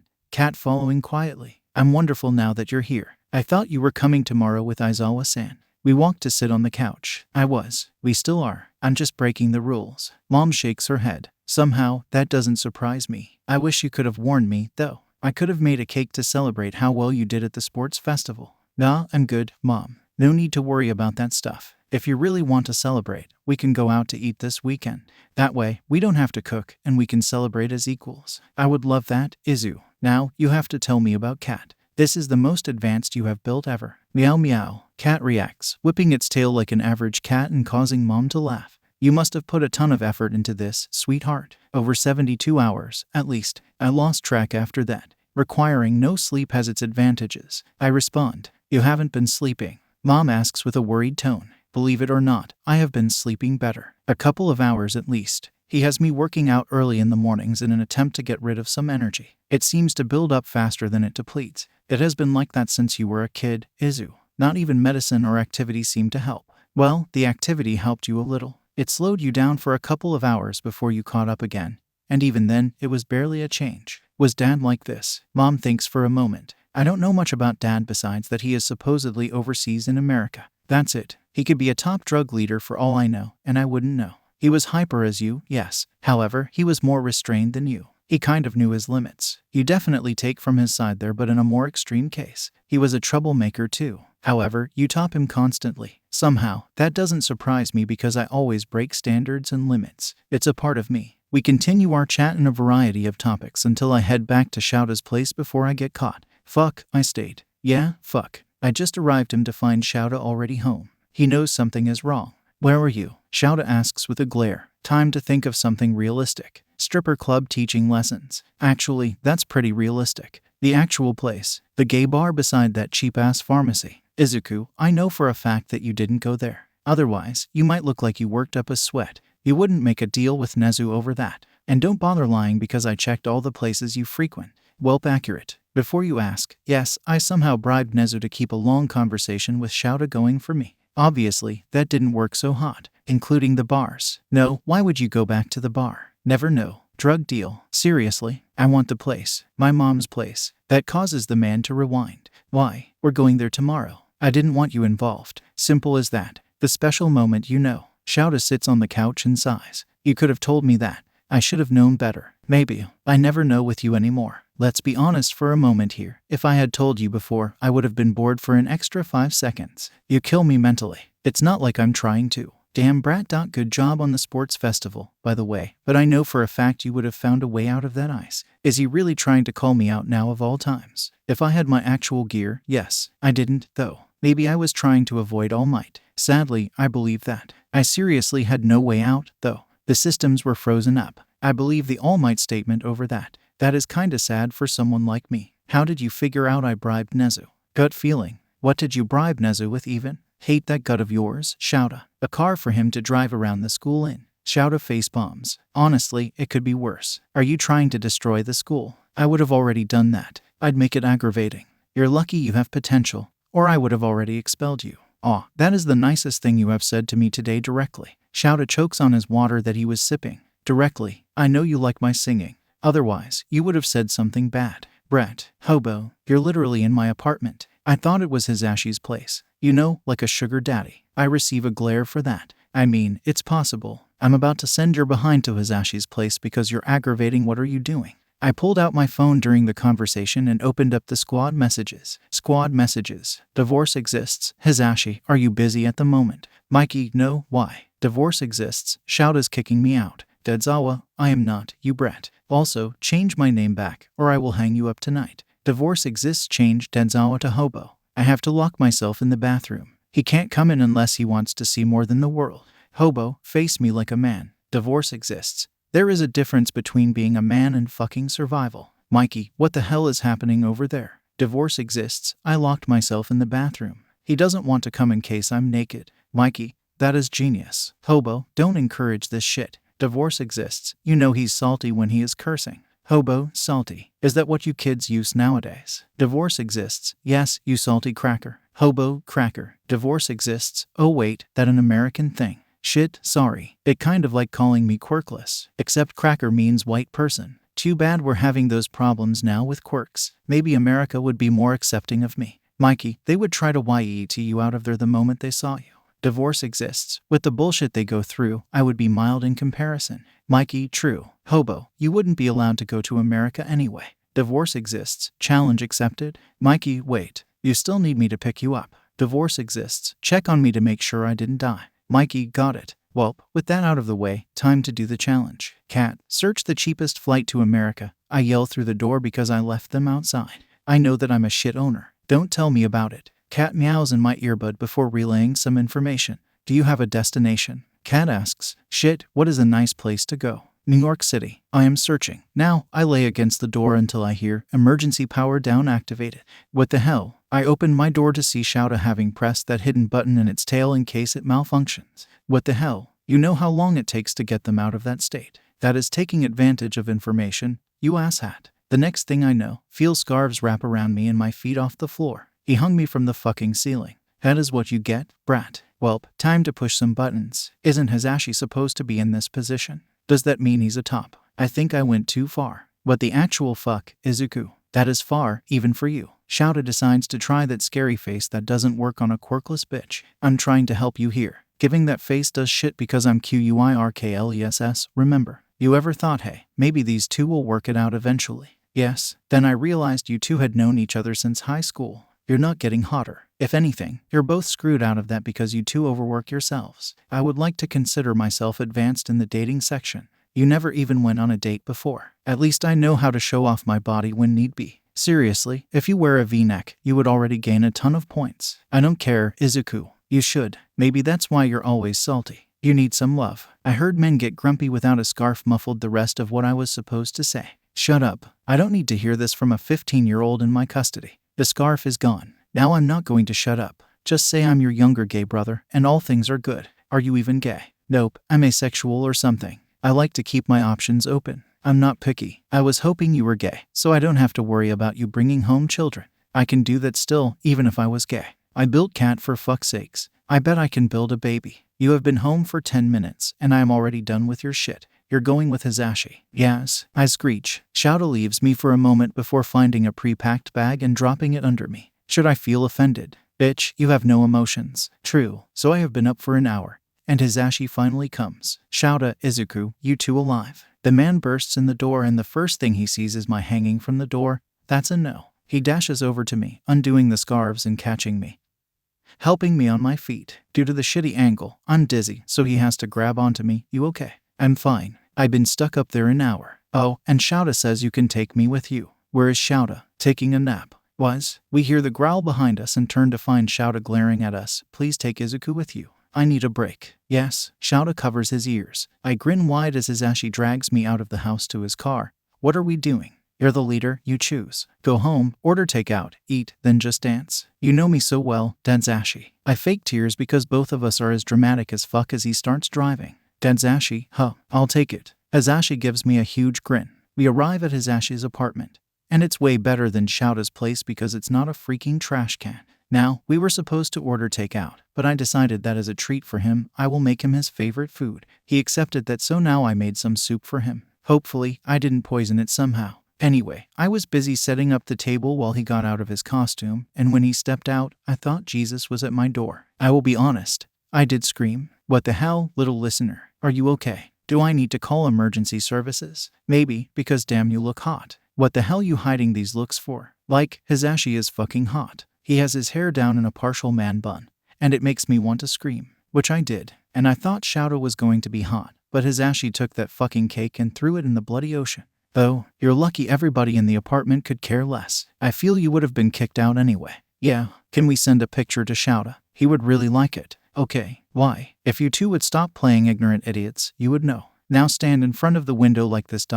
Yes, there you go, queen. I adjust his position before taking a picture and sending it to Shouta. I'm not going to look for a response because I'm petty. Please tell me you have food ready. I'm starving. Sit down and eat then. We go ahead and sit down to eat. I think I nailed it because he has stars in his eyes. Thanks, Google. Too bad. The meal is interrupted in the middle with a knocking on the door. Let me check on that. Get the gun ready. Cat, cannon. Don't worry, Cat can turn into a cannon like on a pirate ship. Over dramatic. Who do you think I learned it from? True. Hazashi opens the door to reveal Nimiri. Girl, what are you doing here? Welp, no use for the cannon this time. I heard we were rebelling on Shouta, so I want to join the fun. Nimiri exclaims. She looks better in regular clothes instead of a fucking dom outfit.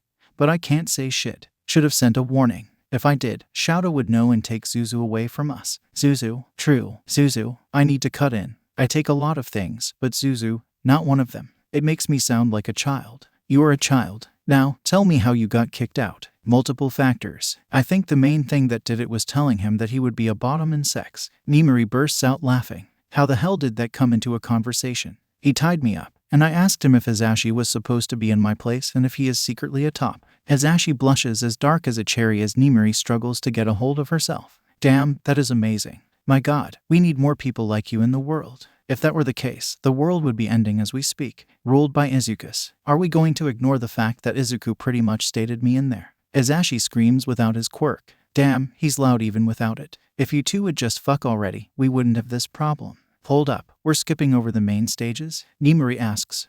They've known each other since high school. If that doesn't say anything, I don't know what does. Truth. New topic. Hisashi yells from the top of his lungs. Fine. Nimiri, did you eat? Yes, so what are we doing now? We take a deep breath. We are overdramatic fucks. Hisashi, you said you have just dance, right? Oh yeah, we dancing bitches. Hisashi exclaims as he sets everything up. I look proudly at my first place 5 stars as my bitches have a mere 3 and 2 stars. Where the hell did you learn to dance? Hisashi asks me. Stripper club. Truth by God himself. Sadly, I'm serious. I'm serious too. I thought that was a joke. No, when have I ever lied? To Shouta, for our safety. Besides that, I very rarely lie unless it's a surprise. Nimiri cuts in. You brought your stripper outfit. I have a good pair of boxers. Why? I want to see you dance. Back to just dance. I am surprised I can pole dance in general. It helps and all, but geez. Good thing all the students have a couple days of vacation, or we would have been screwed over school because of how sore we are. We danced all night long.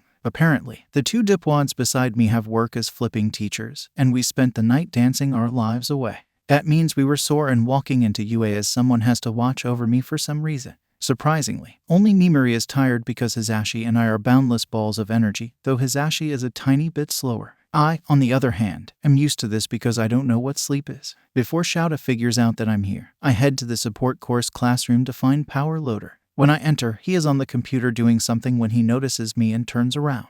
How did you get in here? He asks. Might as well make a joke on this. Flew over the gate with Cat. We would have gotten a notification. Damn, good to know. The actual truth is I came with Nimiri and Hisashi. Why? Shouta kicked me out for reasons, so they picked me up and protected me. I probably don't want to know why. Does Nezu even know you're here? He's the one who let me in. He gave me 24/7 access since I figured out how to hack through without triggering the alarms. That way, he knows if I am here or not. My god, you're a handful. I know. Now, I would like to finish that car before Shouta figures out I'm here and starts telling me all the problems I already know. Just don't do anything stupid. That's a lot to ask. Izuku, just say yes before I kick you out. Yes, Power Loader. You're lucky May isn't here, or we would be causing trouble. I know. Wait, May. Given names already. I moved to work on the car, continuing to work on the final details, making sure everything works. Already, we get along fucking great. Happened after the sports festival. I know. But it leads me to suspect there is something more to your relationship than exploding my lab. We constantly risk our lives with our wacky inventions together. I think that's a good enough reason. Not that I wouldn't date her if that is what you're wondering. She's awesome, and I can get along with her easily without my censorship. The truth, she would be a badass girlfriend to have. Probably because neither of you know limitations. You know you like us and hate us. Brett, I'm glad I only have to deal with you after and during class. I feel sorry for Aizawa. I can't be that bad. Can I test this? In the testing room, yes. Also, you really are that bad. Y'all know how to lower my ego. You need it. Damn him. I move the car to the room before lowering it on the ground and pressing the button. Alright, it started. I thankfully made a remote because nobody can fit that but Nezu. I start testing all the features, making sure nothing explodes like my life. It looks like a badass kid's car with all the features. I made it a smooth sliver with a whole bunch of white lighting coming from the fenders and underneath. Instead of standard rubber, I made it with a special kind I figured out so it would not leave streaks on the floor or lose grip. The other difference is it only goes 25 miles per hour instead of the max speed mph because, apparently, that's too fast. I was going to do 40, but that was pushing it also. Everything works. Power Loader adds to his previous statement. Okay, maybe I was overdoing the ego comment. This is very well done. Thank you. Now, can I take it to Nezu? Go ahead. Don't destroy the place. Oh Nezu, I have a present for you. I walk on in with the car following behind me. Nezu hops down from his desk with a glint in his eye, skittering over to the car. I never did describe what the vehicle is, did I? Well, you know that Stuart Little movie. For those who don't, it is about a rat who acts human. The thing is, the rat can drive. It drives a toy red convertible car. Yes, I made my rat principal a car that will reference the movie, and I deny he will get it. In fact, most students won't get it. If someone does, they are probably American. amongst the teachers. The only teacher who might get it is Hisashi, and that's if our connection runs that deep. If it does, I'm moving in with him. Izuku, what a pleasant surprise. I'm shocked you got it done so quickly, Nezu states, and he looks over. That is called underestimating my abilities. Everything is good to go as I have already tested everything. You should have no problems unless you run it out of the window. At that point, it's your fault, and I will silently leave. May I ask what inspired your design? Damn, he knew something was up. Google, more specific, searching badass cars. It works for now. Okay. Nezu opens the door, getting in as I whisper to Kat to record because the headset I decided to wear was just more convenient, even if it keeps telling me I'm depressed or something. Now, I look less awkward getting a recording of the real deal Stuart Little. Nezu does not waste time as he zooms out of the office while laughing like a fucking maniac. I can include myself in that final statement because I recreated one of the best movies. I run out of the room with Kat following, but he is already out of my sight. Kat, follow Nezu. I made sure to put GPS in case we ever need to recover his body from the car. With a meow, Kat starts running off very quickly. It has to switch to wheels to keep up. With that, I try to keep up. Too bad I'm not as fast without wheels. Thankfully, I can hear laughter echoing from the hallway, and I catch up to find Hisashi leaning against the wall holding his chest. When I approach, letting Kat deal with the rest, Hisashi lifts me into a hug, spinning me around. You're a genius, Hisashi screams. Do you get the reference? Of course, I'm moving in with you now. A secret joke among besties now in the form of Bestie's boss. Plenty of room. Of course. Then, the demon shows up. IZUKUMIDORIYA. Get over here right now. No thank you. I screech as I dash off. Don't worry, I will protect you. Hisashi yells in my direction. Stay safe. Not like he will with a demon, but the sentiment is there. I find the nearest bathroom and hide in the stall once more. Now, I would text my squad, but I don't want to risk them in case they are in a battle, so I made a new group chat. Izuku created I'm fucking bored so I created this chat. Izuku added Uraraka, Ida, Kirishima, and 14 others. Ida, change that name immediately. Izuku, we aren't in school. Ida, you still should not have any cursing. Izuku kicked Ida from the chat for being fucking annoying for 10 minutes. Izuku, how is everybody's day? Uraraka, great now that you messaged. I was getting bored. Momo, Izuku, how did you get my number? Actually, how did you get any of our numbers because I deny you have all of them? Izuku, I know what you are thinking. No, I didn't hack every phone company to get your numbers. I got them from the list with our numbers that we were supposed to fill out. I happen to remember them. Kaminari, can you even do that? Izuku, I can, son. Would you like me to teach you? Kaminari, yes, please, daddy. Gyro, that is just creepy. Kaminari, you just don't understand our relationship.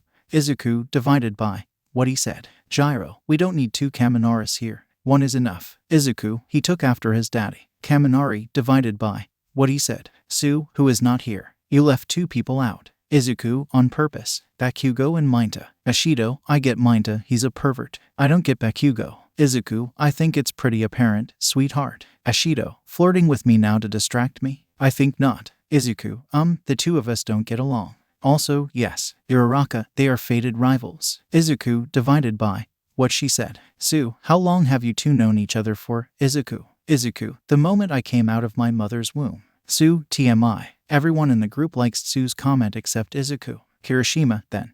Why does he hate you so much if you have known each other for so long? Izuku, because I'm better than him. Because I'm aggravating. Because I'm quirkless. There are a lot of factors involved. I was worse as a kid. I was a hero fanboy. And I thought he was the best boy ever. Then I realized that he was a jackass and started rebelling.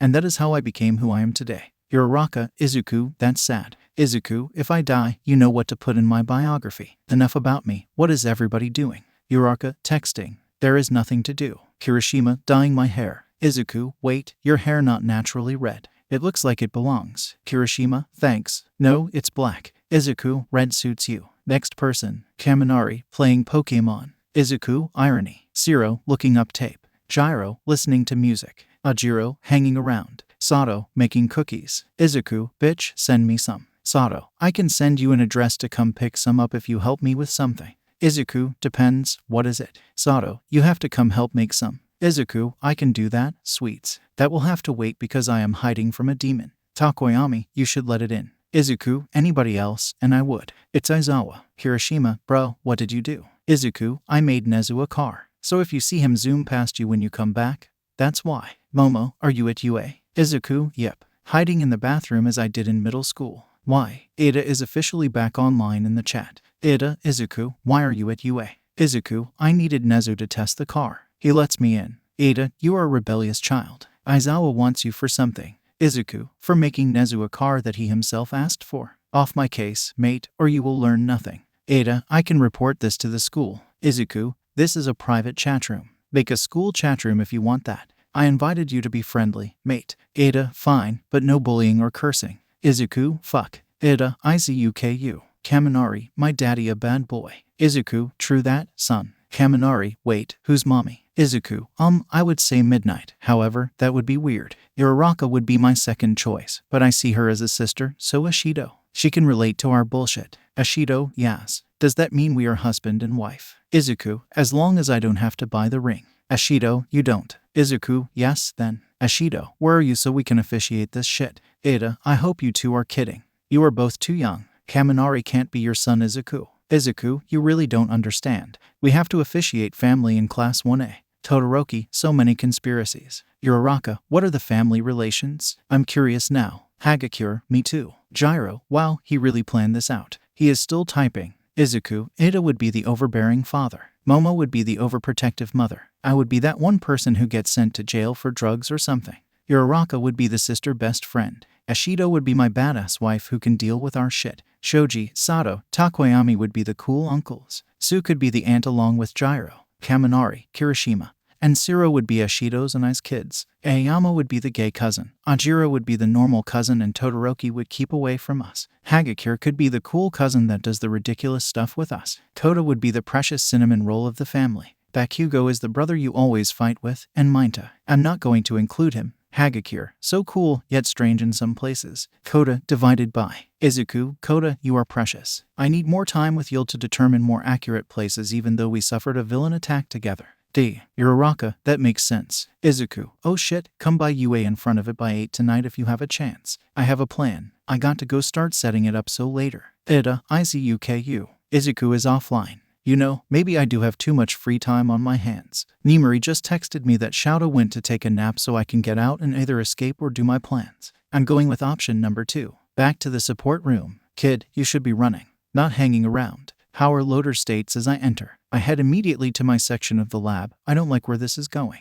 You can't do anything about it when I bring my own stuff. That's the problem. Fuck him. I only have an hour to do this. I grab a bag I snuck in and leave the room, leaving a confused power loader sensei. I run towards specific locations, setting something down, and running off again, all in the fields. I have to be more of a dick to Shouta still after what he did to me. Nezu will agree with me absolutely. Maybe. Either that or questioning how I got those in the school. Good thing the principal likes a sociopath. I'll probably be kicked out permanently, but his Ashi loves me, so that's fine. I have everything planned and set up for tonight. I escape the school by that point. Then, I get a call. I ain't gonna sleep cause of y'all. Y'all not gonna sleep cause of me. Only one person has that ringtone. I answer, what up, Shouta? I will apprehend you for this later. Right now, look nice because we are going to your mother's place. We are meeting up because I need a break from you. Be there. The call ends. Oh yeah, the chat. This should go great. Then I can invite them to UA to watch the destruction. Now, I should include the meeting between Shouta and Mom.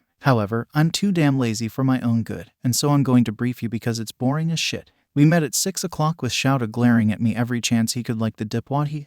At least I can appreciate him looking good. I don't want to see what happens after this. Anyway, we go in and start chatting up about how I act, what to do, and all that jazz. When I mean Shouta and Mom because I'm ignored due to being the one talked about. You do you. By the time we are done, it's 7:30ish. Hey, Aizawa, Mom. Want to go on a walk with me? They shoot each other suspicious looks before nodding.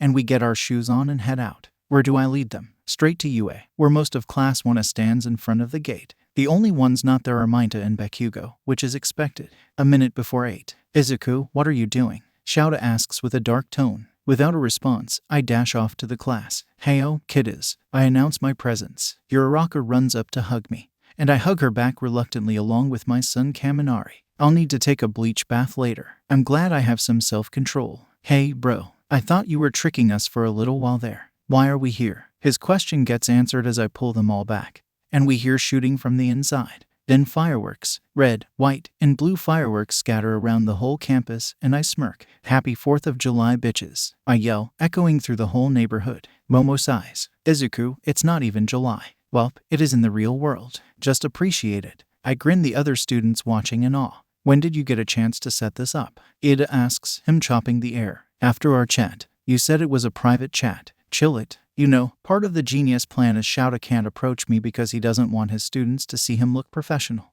I'm a bloody genius in all the wrong places. Izuku, I will be surprised if you aren't suspended tomorrow. I got permission from Nezu. I got it due to not cursing so much at the festival. You should have added music. Gyro states. I know. That wasn't allowed, though. The show quickly ends because fireworks are hard to make. With my determination, I could have made a 30-minute show. I only made a 5-minute show because I am a lazy fuck. Everyone go home. Ida states, shooing everyone away. Good night, everybody. Hope you enjoyed the show. With that, we all split, and I walk up to Shouta with new confidence I shouldn't have. Oh boy, Shouta is salty. The moment I came back to him and Mom, he told Mom to go home, used his scarf as a leash and wrapped it around me and forced me home. The moment we got back, he pushed me on the couch. I honestly don't know why I haven't expelled you yet. Shouta groans, glaring me down. That's what everybody is asking. I tell him, laying back. Brat, I want you to give me a reason why I shouldn't expel you here and now. I look up at him, making sure to look at him in the eyes. I have already proven to be a valuable asset as a hero due to my skill set. I have proven myself to be reliable when needed to be. I have a high level of unpredictability, meaning you don't know what could happen to me after you remove me from the class. I'm already a target for the League of Villains, so if I join them, I could take this whole show down in one fell swoop. Shouta sighs. At least you're serious about it. However, you can be a danger to heroes as well with how you act. You don't show the level of professionalism you should. Couldn't that be an advantage? Bad people expect heroes to act a certain way. Heroes can become predictable whether we like to admit it or not. Also, your hero costume looks to the point that people think you're a hobo instead of a pro hero, so had to pull out that card again. I guess. The only reason you aren't expelled is that you have shown that you can take things seriously when needed to be. Outside of that, I bet if someone put a gun to your head that you would be making jokes. I would tell them to pull the trigger. I say way too happy. I'm going to hope that's a joke and move on. I'm still going to punish you. I could care less what Nezu says. Let's go. Shouta stands up, keeping the scarf leash on me as we leave. Hold the phone. Where are we going? You'll see. Shouta then starts running, forcing me to run with him. Thank God I decided to stay in shape. Shouta, I know you want a cat, but your apartment doesn't allow you to have any. I can build you your own cat if you seriously want a cat. I tell Shouta as we arrive at our location. The fucking pet store. We're not here for that, Shouta responds, entering the store, dragging me along. He leads us to the section with the collars before picking up a black collar with paws. Move your hair. Hold up. What? What the fuck? Why? Without a response, he pulls me over to him to lock the collar around my neck. It takes everything not to flinch because we both know I hate being touched in general, let alone the neck. He tugs at it before he grabs a leash, attaches it to the collar, removes the scarf from me, and holds the rope. Oh God, I see so many problems. He drags me over to the kennel section, picking up the largest kennel and setting it on the ground. Get in. Do I get the rainbow collar instead? No, then no. The next thing I know, I'm on the ground and being shoved the kennel. What the fuck? What is the point of this? If you're going to act like a troublesome brat, you're going to be treated like a cat. I see so many faults in his plan if the cops don't come first. Okay, then. He heads to the food section to pick up 3 cans of fancy cat food with 2 bowls for food and water after he gets me out of the kennel. We then head to the counter, receiving a weird look from the cashier. It doesn't help the poor boy has to walk around to scan the collar on my neck and leash, like what you see. The cashier blushes as he stutters. Izuku, shut up for 5 seconds. Shouta glares at me. I don't think he understands. You were asking for it the moment you brought us here. He doesn't bother to respond to that. After we pay for the items, he forces us to leave. I sincerely hope we run into cops because that will be funny to see how he gets out of that situation. Shouta drags us into a new store that happens to be a costume store. Of course, I could care less about that right now, so I pull out my phone to text the group.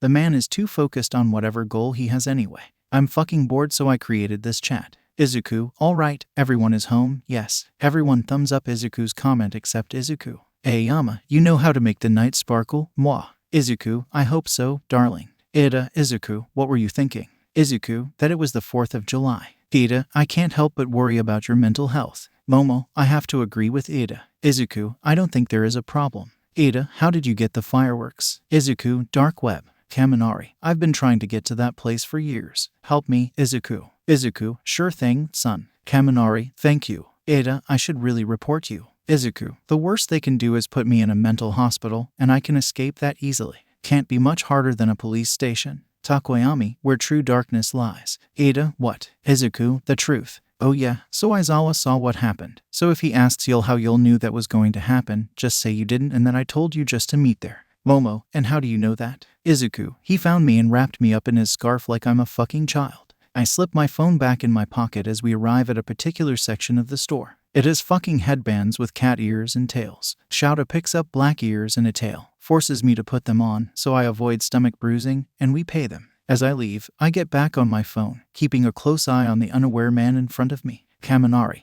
we need to save Dad Kirishima Zero, in case you haven't noticed, Izuku got himself stuck with one of the scariest teachers ever. Kirishima, you have to admit that it is manly as hell. Gyro, that is just stupidity. Kirishima, he did give us a good show. I can join the mission. Izuku, I'm good, I can outrun him. Kaminari, what about your parents? Izuku, Link, Ashido, Izu, what is with the collar? Izuku, I'm being forced to wear it. It's punishment. Ashido, it's cute. You should wear it often. Izuku, no idea how I feel about that. Izuku, oh shit, gotta go, later. Izuku is offline. So, you may be wondering what the hell Shouta is doing with his life now that he tied up a little boy. Geez, that sounds wrong. Someone needs to throw me off a cliff and leave me there. Anyway, he forced me to sleep on the floor last night. Thank above, I wash that floor every day. This morning, Shouta dragged the kennel into the corner of the classroom and forced me in there with the collar and everything. Then, he leaves. It doesn't help that he decided to take away all electronics and made me work out twice the amount than usual. The worst part is that there is a sign on it that says leave Izuku here. He has been bad. No electronics for him either. Aizawa, Izuku, what are you doing in a kennel? Ada asks since he is the first one in here. Thinking about it, he looks off. He did last night too now that I think about it. More drawn back. Yes, I can notice this shit. Apparently, this is the punishment for last night. I respond back, trying to get comfortable. Isn't there a better way to do this? Probably. I will say that the reactions are amusing. Most of the students pull out their phones to take a picture with me flipping them off as they do so. This leads to a lashing from Ada, but oh well. I then realized Shouta had put a can of fancy feast with water. I know it's supposed to be a joke and I'm not supposed to eat it, but I'm considering it now. Hey, is it healthy for me to eat this? I show the can to the class. Yes, you damn nerd, Bakugo responds. I think he would say yes either way. I look to the rest. I don't know, maybe. Kaminari tells me. Welp, I have my way out. Shouta enters the class. Somehow, we're already seated. Well, except me. Before I start, did any of you know what Izuku was going to do last night? I saw most of you in front of the gate. The class pales. I told you so. They all shake their head, thought so. His punishment may seem subtle, but that's only because he would probably break himself to prove me wrong. The sad part is that he's right. He continues, onto the main topic. Everyone here has internships coming up in a couple of weeks. Some of you have offers, but it would take too much time to go over each of them, so I'm just going to show them on the board. With the click of a button, a board appears out of nowhere. Someone update me of what's on the board. I can't see. No one sent you offers, Izuku, Shouta tells me bluntly. The reality check I needed. Hold up. Not only did Izuku make his own weapons, but he also won the first 2 rounds. Why would no one want him? He is manly as hell. Kirishima asks. They don't want to get in trouble for getting the quirkless brat hurt. Furthermore, my ways at the festival were reckless, not something a hero would look for. I appreciate the sentiment, though. I tell him with the lack of my usual emotion. Everyone turns to the kennel in surprise. Shouta continues his speech. Normally the numbers are more spread out, but they were looking for specific people this year. For those with offers, I already sorted through what would be best for you, and you will choose from there. If you didn't receive an offer, you will still be going on an internship. Some agencies are looking to accept students. You will have a week to decide who you will be going with. Choose something that makes sense. For now, you will be coming up with your hero names. You can change them later on, but know that it can stick with you permanently, so don't do something stupid. I suck at this kind of thing, so I'm here to help you decide on a name that matches you. Nimiri interrupts as she slams the door open, looking over the class. She will decide if your name will stick or not. I'm taking a nap. Izuku, you're going last, and I have to approve because I don't trust either of you with your hero name. Shouta states. Damn, where is Izuku? Welp, meow, bitch, I say from my kennel. Nimiri notices before bursting out laughing, overriding the comments about no cursing. My god, that's your form of punishment, Aizawa. It looks like something else completely. This causes everyone to blush except a lucky few, including me, as I clap slowly. Midnight, you can say bondage. Shouta shows us his most disappointed look. Don't worry, it's normal. This is why I don't trust you too. He pushes the kennel away, causing me to fall to my side as the kennel flips. He jumps in the sleeping bag and passes out. Nimari passes out boards to everyone except me because there is simply no way for me to access it before we get 10 minutes to come up with something. I have plenty. I don't want to be next to the hobo, so I scooted the kennel to where I can see the front since we are presenting our names. In return, I get a glare from Shouta and I can hear a couple of chuckles here and there. Of course, we have the Chihuahua. Deku, shut up. Bakugo glares at me through the kennel. In case you haven't noticed, I'm in a kennel. Furthermore, I'm too fucking short to reach the ceiling. I snark back. You know what I'm talking about. I thought you were supposed to be the genius here. Oh, a guessing game. Come, let's see. You want me to reach up and kiss you somehow to shut your mouth. The few brave souls in the room burst out laughing. This means my children Kaminari, Siro, and Kirishima plus Nimari are laughing because we're stupid souls. DIKU. What, you want something more special? I can sing you a song. The next thing I know, the cage is kicked hard, excuse me, but no. No kicking the class pet. Meow. Nimari steps in, forcing Bakugo back to his seat. Settle down, both of you. You're like wild animals, she states as she walks back to the front. You're not wrong. I'm a cat, I say, grabbing my fake tail and whipping it as a cat would. Nimari shakes her head, face palming. Are you kids ready? Everybody nods. All right. Who wants to go first? Me, Madam Midnight. Aoyama struts up to the front like a movie star and flips his board around. The shining hero cannot stop twinkling. Imagine trying to say that. Shorten the cannot to can't. And I will approve. That is still too long in my opinion. Yes, Moaz. He shortens the name before going back to his seat. I want to go next. My wife Ashido says as she walks to the front, spinning her board around. The Ridley hero, alien queen. Like those scary things in the movies. Absolutely not. Midnight, I'm getting mixed messages here. It doesn't help I have to deal with Shouta as well. Pretty sure he will deny all my names. Anyway, I'm too lazy to show the whole interaction, so here is your list of students and their hero names in order. I guess I can give my opinion on them as well. Aoyama Yuga, the shining hero, can't stop twinkling too fucking long. Also, isn't there a movie called The Shining about killing people or something? Ashido Mina, Pinky, simple and cute, though I like her original name more. Suyu Asui, Froppy, fucking adorable. Ida Tenya, uncreative as hell. Like, there are so many names. He could have been Mustang or Sonic. Kind of ruins it. Uraraka Achacho, Uravity, simple and cute. Ajiro Mashuro, martial arts hero, Talaman, alright then. Not much to say there. Kaminari Denki, stun gun hero, Chargeable, sounds flipping cool. Kirishima Ijiro, sturdy hero, Red Riot. His hero name is based on the old hero Crimson Riot. Not much else to say. Though Midnight did tell him that he would have to have high standards because of how well the hero did. He's willing to accept the challenge. Koda Koji, petting hero. Anima, too much cuteness. Sato Rikido, sweets hero. Sugarman, I can see the kids loving him. Reminds me I need to head over and make some cookies with him. His quirk is a representation of me, except I'm just hyper as hell. Shoji Mizo, tentacle hero. Tentacle, cool sounding. Thinking Pokemon still. Gyro Kyoka, hearing hero. Earphone jack, I just realized. What is up with students putting what type of hero they are in front of their hero name? Seems inconvenient. Anyway, I stick with it. Zero Hanta, taping hero. Cellophane, I kind of don't get it, but alright. Takoi Mai Fumikage, jet black hero. Tsukayomi, that is one name I probably will not remember, but okay. Todoroki Shoto, fucking damn it. Hagakure Toru, stealth hero. Invisible girl, sounds like an old superhero to me before quirks were around.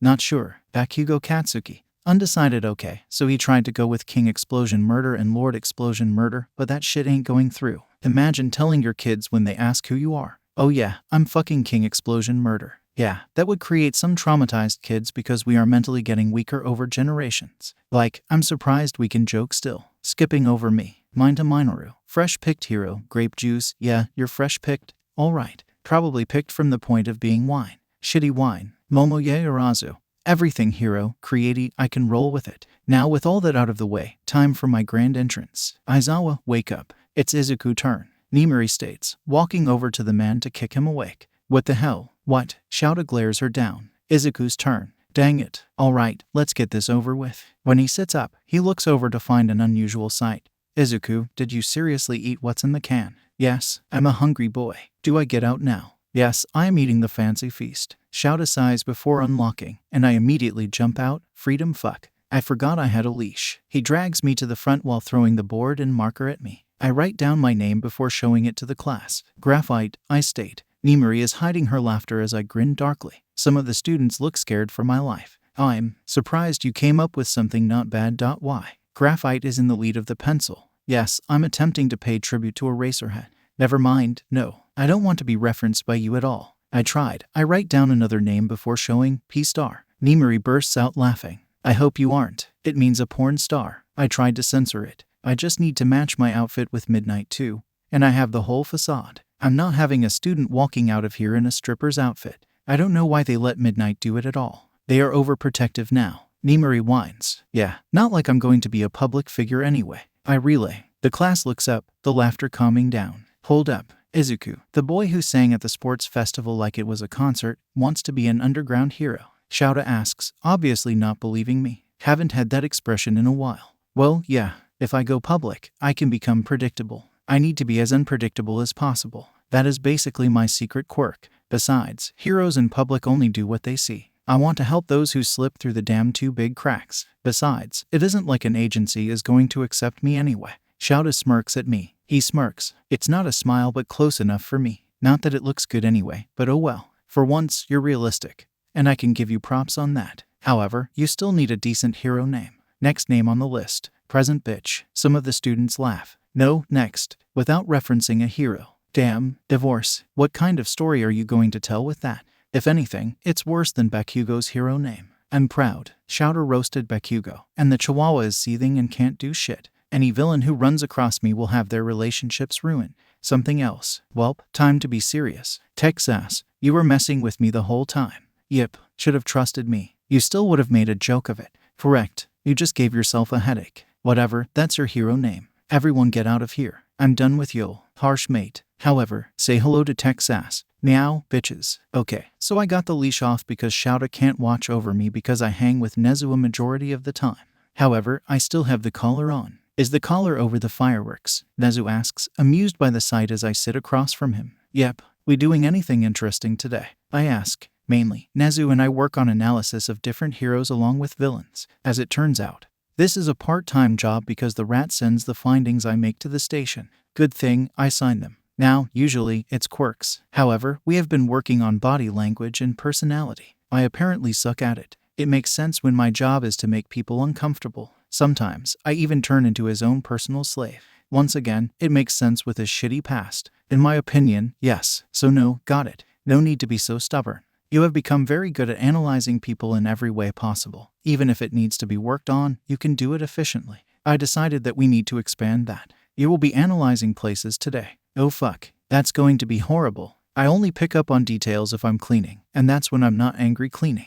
I also suck at directions. I think you're better than you believe. However, there is something else I need to tell you that piques my curiosity. Due to your quirkless status, nobody is willing to accept you for internships. Not even the ones that extended offers to us for the other students. What the fuck? Flipping great. I bet $5 if we put a fake quirk down. No matter how bad it is, they will extend the offer. That gets Nezu to laugh. The truth is that you're right. That is why you're aiming to change it, remember? We did manage to get you an internship, meaning you have no choice but to be with them. All right, who is it? As long as it isn't someone too big, I don't mind. Eraserhead. Oh fuck. SHOUTA. Did he even willingly agree? I screech. Actually, he was the one who brought it up. He said he can watch over you in case you do something stupid. You both know each other's battle styles, giving you both an advantage. I think that means he's going to kill me, so his battle style remains good. Nonsense. You get along better than most would believe. When I was drugged up, maybe. Sober. I will have your funeral planned. Fuck that I want a party. Extra wine. Bury me with a bottle.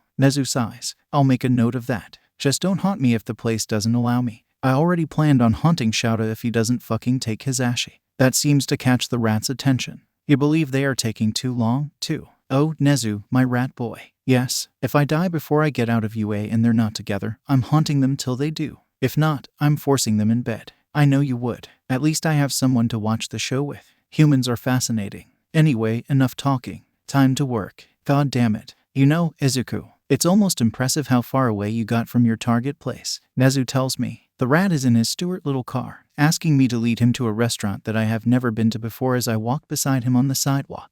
Turns out, I'm 30 minutes away from my destination and an hour away from UA. You have GPS in your car, use it, I tell him grumpily. I had no idea where he was going, so I added it just in case. Nope. I'm curious how you are going to get out of this problem. It doesn't help that he took my phone. Throughout the whole ride, he had me analyze my surroundings accurately, and it sucks. Maybe that is why I'm stuck here. It doesn't help that people are giving us strange looks because there is a rat in a car and me with cat ears and tail that are obviously fake. Then, a brilliant idea comes to mind. Hey, there's the old stripper bar I used to work at. Yeah, come along, child. Nezu zooms off, and I smirk, running after him. Thankfully, he leads me to a recognizable area. Of course you would make a bad joke to get out. It's not a joke. I did used to work there. Why do you think I'm in such good shape? That's how I made my money. I should really get you a therapist. Yeah, fuck no. Can we just go back to UA? Based on your performance while describing all the area, yes. However, we seriously need to work on your sense of direction.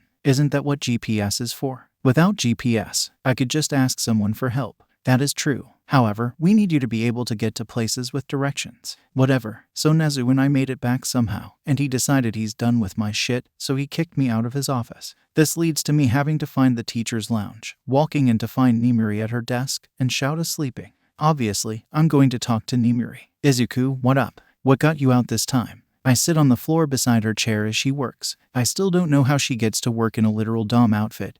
But that's off topic. I got Nezu, and I lost in town. I really suck at directions and locations. How badly? The location we were supposed to go to was 5 minutes away. I got us 30 minutes away. Nimuri bursts out laughing. How do you end up that far away? I don't know. Nezu didn't let me use GPS either. The thing that saved me is I told him that we were right next to the stripper bar I worked at, and he zoomed off to a familiar location. She struggles to catch her breath. You're telling me that you, a fucking genius, can't get around? Basically, yes. Screw you, Nemi. I have to have a shitty downside somewhere. That's what your attitude problem is for. Also, Nemi, that attitude problem is amazing.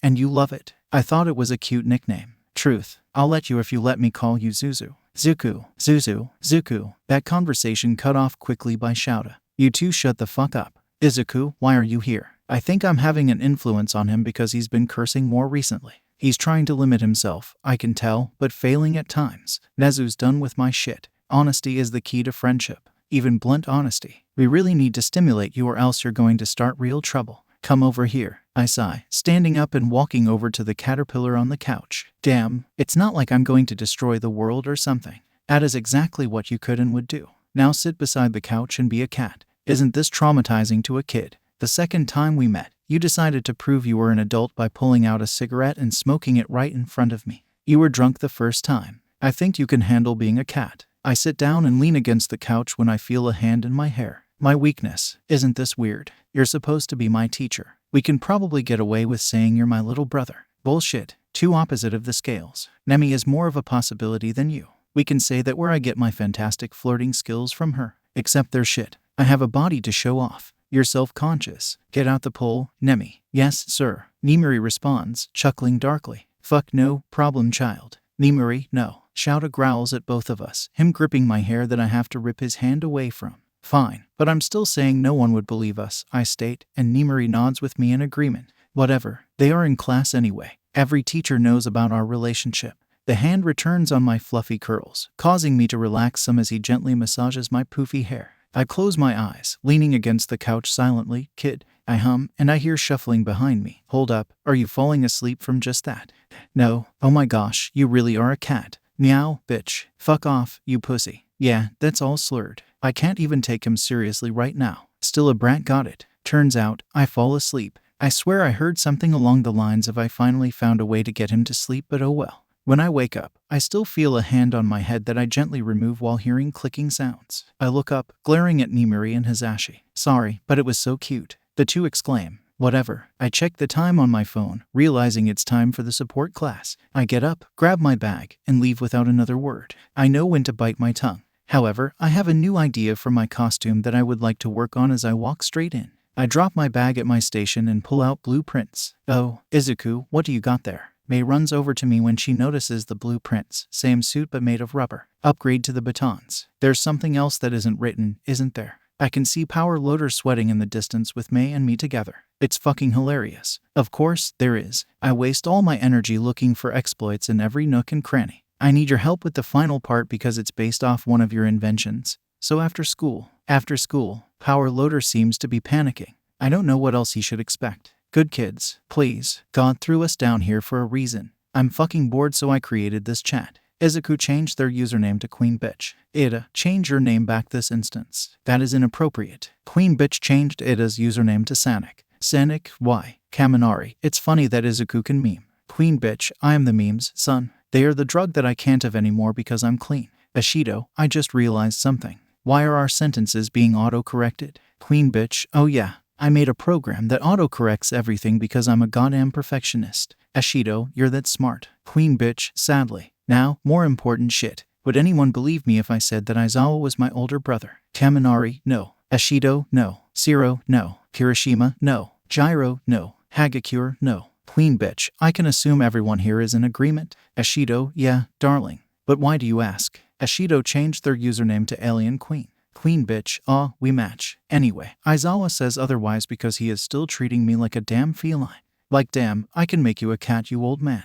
Uraraka changed their username to Uravity. Uravity, that's why you aren't in the cafeteria. I was wondering why. Sonic, is that really a way to talk about your teacher? Queen bitch, I failed ethics class, remember? Momo, how do you fail ethics class? Queen bitch, apparently, you can't start your greeting with hi bitch, or push someone down the stairs because of social Darwinism. Momo, that makes sense. What's social Darwinism? Queen bitch, it's an ideology created by Herbert Spencer that states that if you help the weaker people in society, then society itself will grow weak. For example, you don't support the poor. You tell them to figure it out themselves. Sonic, that's controversial. Queen bitch, depends how sympathetic you are. Kirishima, speaking of sympathetic, I was wondering if I can let Bakubro on. I understand why Mineta is not here, and Bakubro is for your sake, but please. Queen bitch, sigh fine. Queen bitch has added Bakugo to the chat. Bakugo, who the fuck is Queen bitch? Queen bitch, me, you pussy. D. Bakugo, take that back, Deku, or I will send you out of this world. Queen bitch, you think I haven't tried? I'm not scared of your pussy ass now. Bakugo, where the fuck is Deku? Kaminari, it's almost impressive how quickly those two can fight.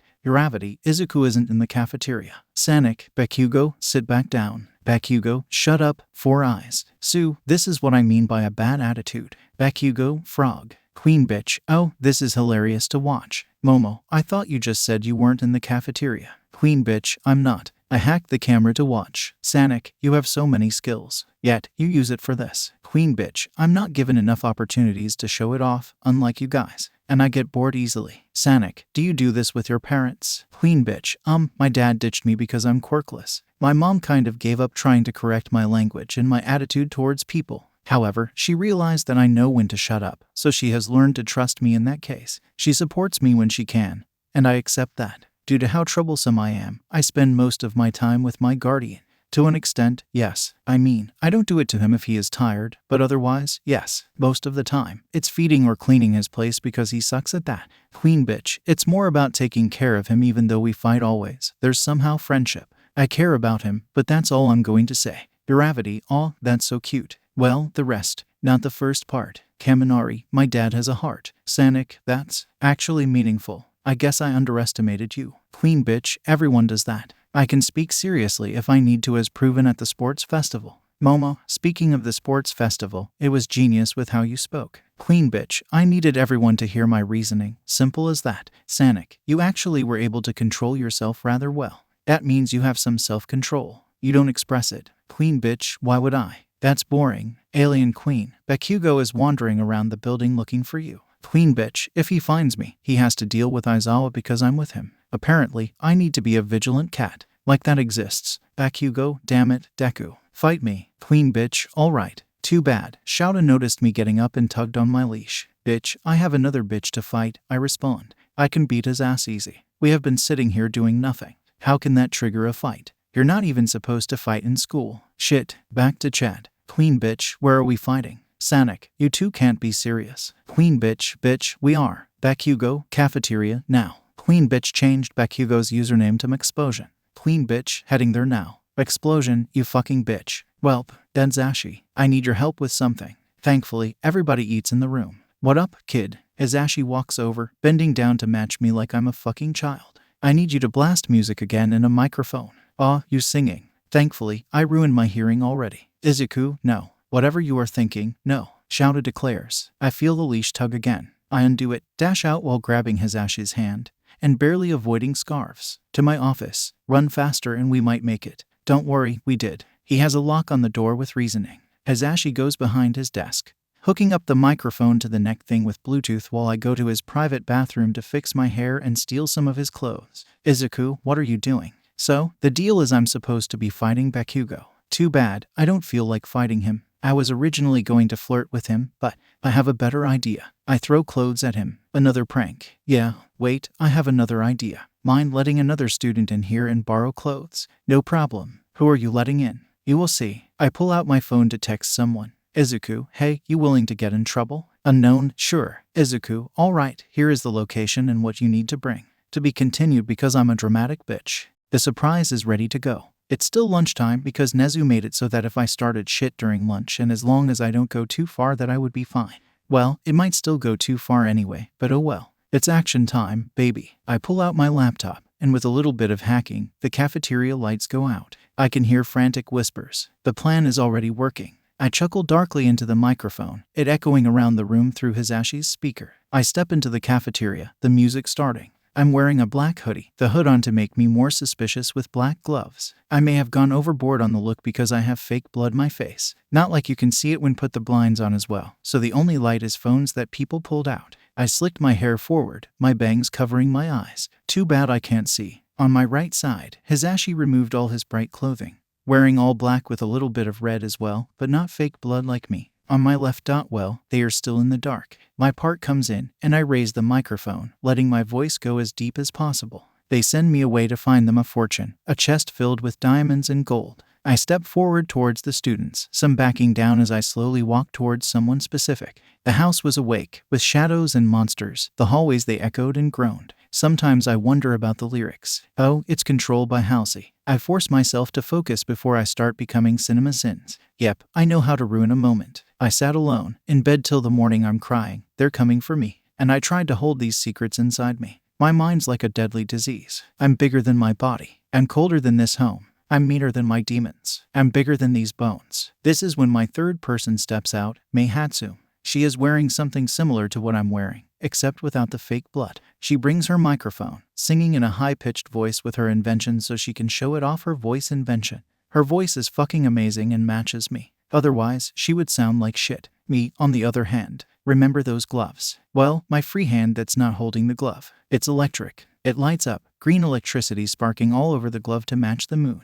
And the kids cried out, "Please stop, you're scaring me. I can't help this awful energy." Thought I'm right. You should be scared of me. Who is in control? Suddenly, the music cuts off on purpose, and I'm in front of Bakugo with a psychotic look on my face. I see Mei leaving the scene before she gets in trouble, but I keep my eyes on him. You think you can fight me now, Bakugo? I scream without the microphone, but I would have blasted their ears out. I can see everyone trembling around me, including the boy in front of me, but you can hardly see it. Did I go that far? Yes, I can. He tries to attack me, but I sidestep him easily, laughing as I walk back, pressing a button in my hoodie to bring the lights back on.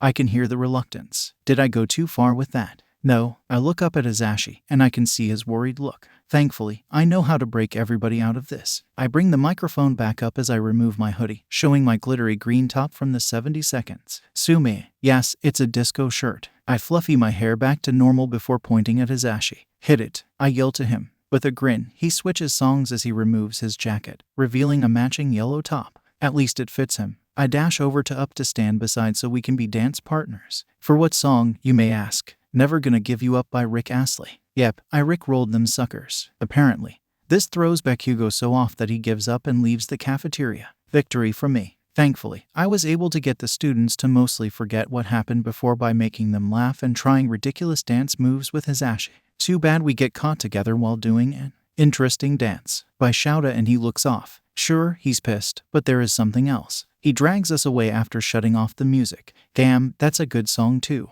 Anyway, he leads us to his office before locking the door and letting us go. Shouta's office is dark because, for some damn reason, it has no windows. I don't know about you, but this is proof that he is a vampire. Yet, nobody believes me. If they find their blood gone one day, we all know who to blame. Hisashi, was the plan meant to go that well? Shouta asks, sitting at his desk. No, I don't know what Izuku did, but Hisashi responds, and I look between the two confused. It's like he literally was able to take control of the room. Yeah, I was shaking too. Izuku felt powerful while I felt frozen in place. We all did. Yeah, this is pissing me off. I get that I affected everyone more than was planned, and I'm sorry about that. I didn't even know it could go that far. Should have stayed back. For once, it's fine. Doing everything you did is not, but the fear I can forgive you for. Did you do anything that was outside of your plan?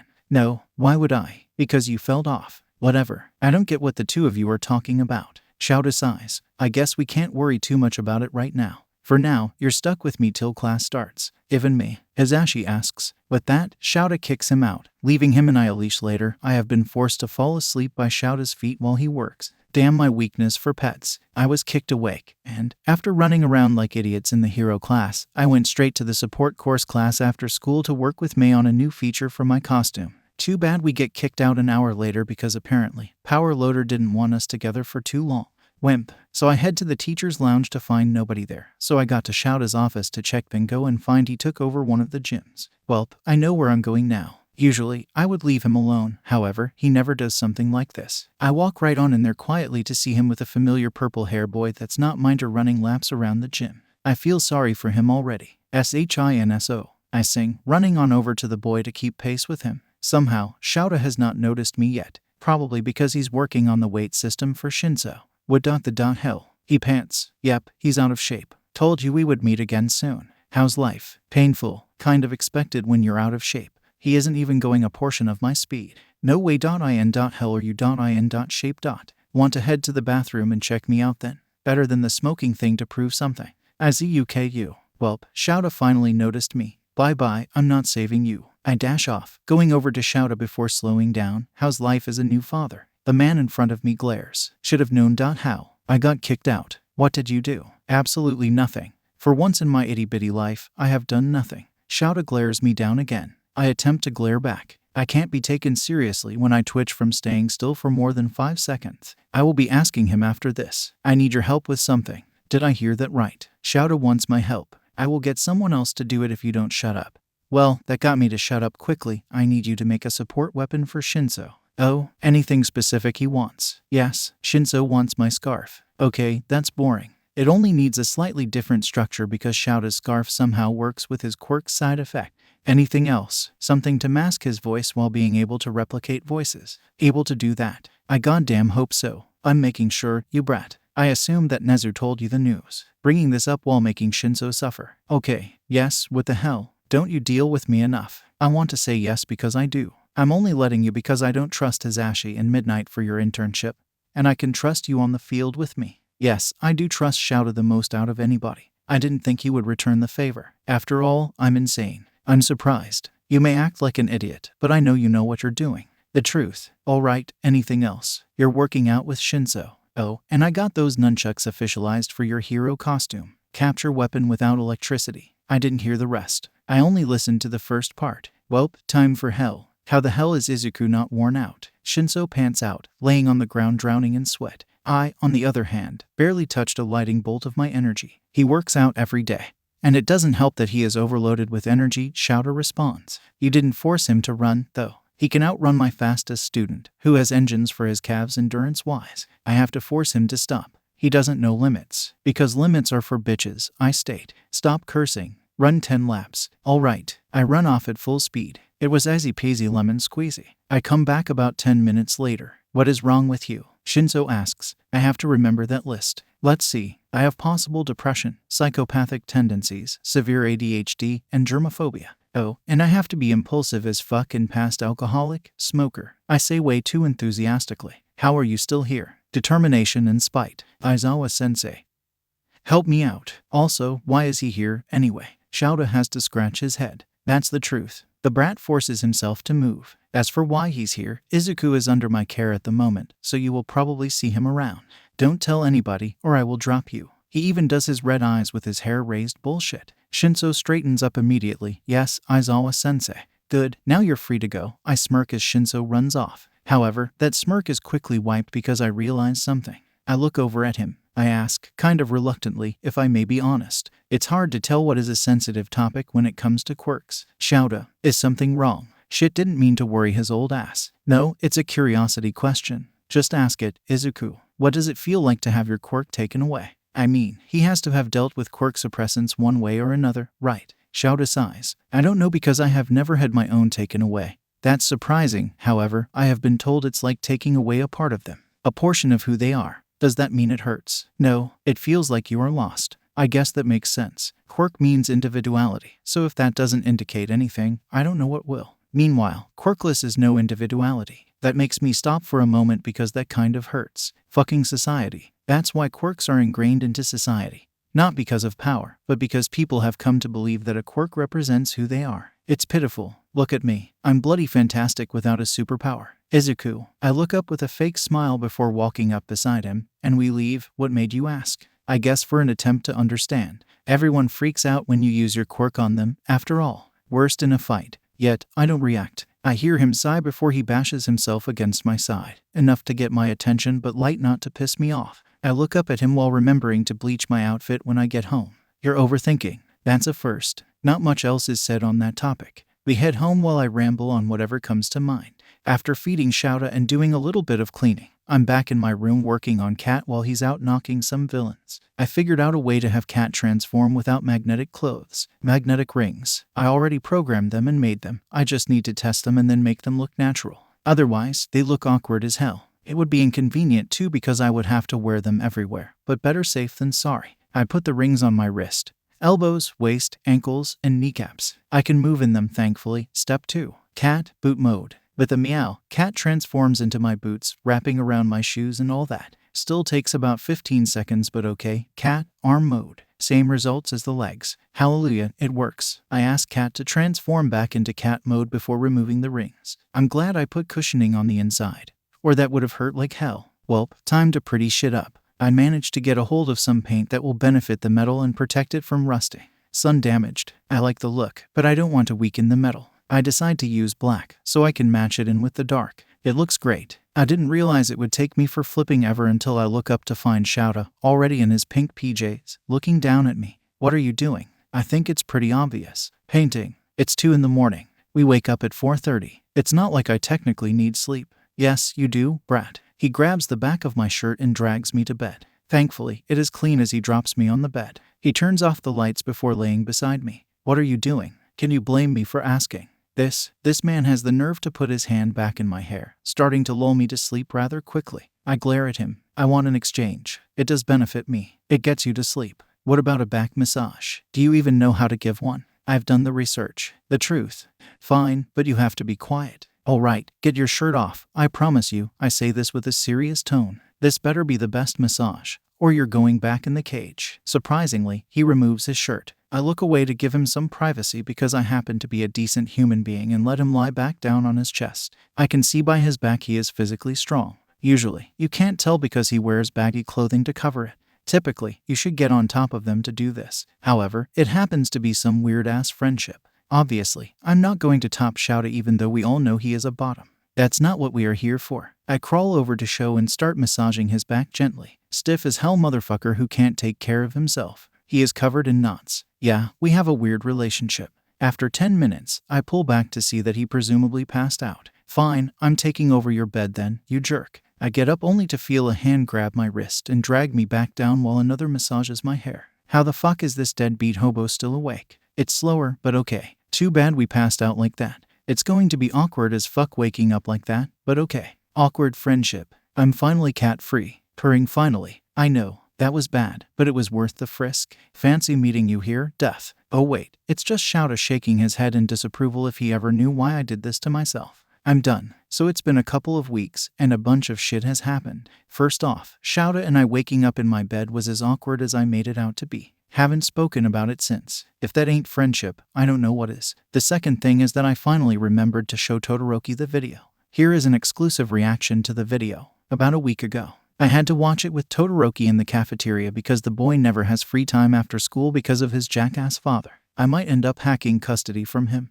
He doesn't deserve his son, nor does he deserve a family. If he has other kids, I will take them too. Shouta will have to fucking deal with it. Back to reality. I sit next to Todoroki at the table with my laptop out, pulling up the video. Hey, mate, remember that video I keep putting off showing you? Well, here it is. I start the video. There is more, but I'm going to skip to the juicy shit. Cat got to face Lord Ozai about half the time. Yes, now excuse me. I have some bitches to beat. I state. Who said you were dismissed? Endeavor demands. Myself. I go by my own rules, you piece of shit. I swear I see stars in this boy's eyes. You're supposed to respect me, you brat. Stop acting like a child and give me a reason you decided to talk to me in the first place. You seem like someone capable of taking on Shoto, even without your quirk due to. Cat here. Don't go easy on him. I need him to beat All Might.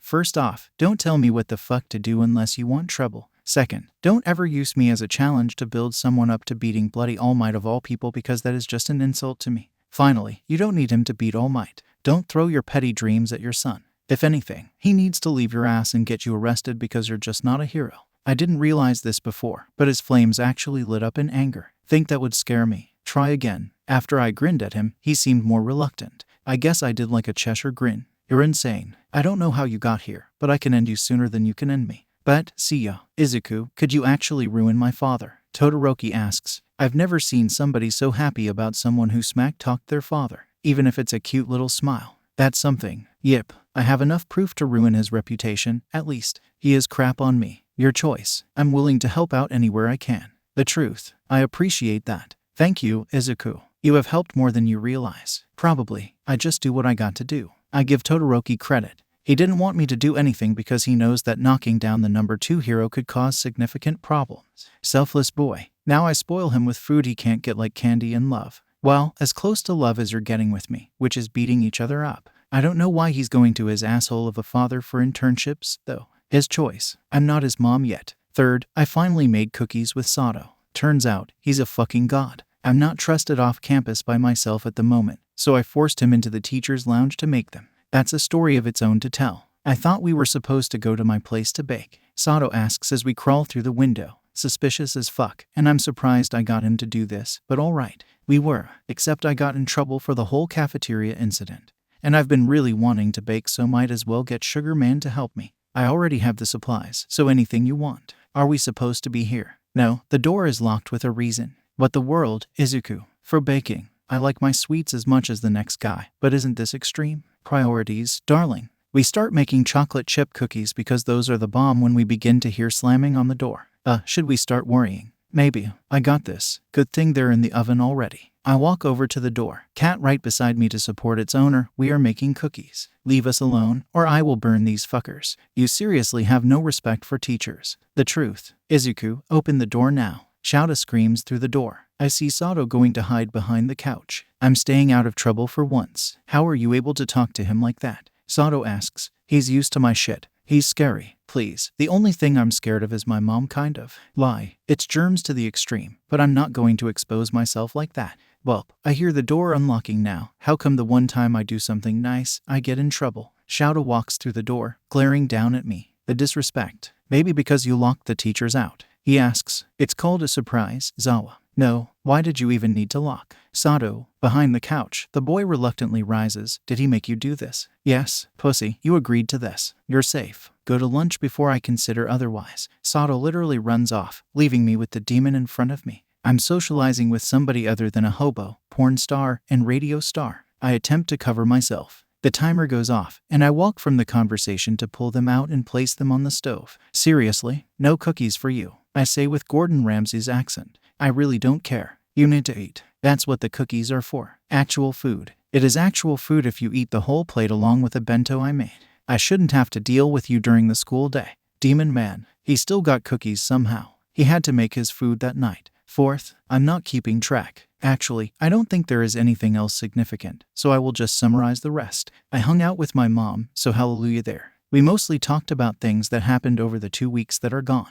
I at least have my materials back, so we chat while I'm working on something. Shinso and I have been getting along great through our pain and suffering. By that, I mean Shinso's pain and suffering. I have no damn limits. He decided to try out Shouta's scarf, something that will take forever for him, but I will let him for a while before recommending new gear. He's getting better physically, so I can have to give him credit. He still denies that he's Shouta's secret son. Then, I figured out what happened at the sports festival with Ida. His brother, Ingenium, was taken out by hero killer Stain. He's still alive, but I don't know too much. I can actually empathize with Ida because it felt fucking terrible seeing Shouta against that Namo. I hope he doesn't do what I did. He can't think up quick plans like me. He isn't impulsive enough for that yet. However, I have a feeling he will. Revenge is a mighty strength, yet a weak mind. It doesn't help he is going to Hasu, the location of Stain's last kill. I can't help much because he will deny me anyway, but I will keep an eye on him. That's why I hacked his phone to continually give me a location. He won't even notice. Finally, I worked on my costume.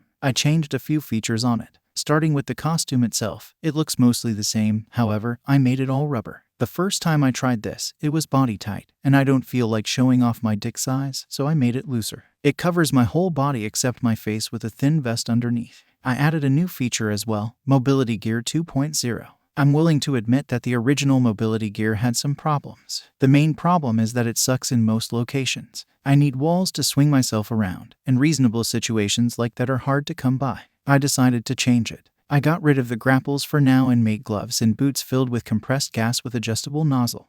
To get them to work, I moved the handle strings attached to each of my fingers. It was a bitch to figure out, but I got it to work. It lets me run around at top speeds with the boots, and I can use the ones in my arms to succeed in a backflip.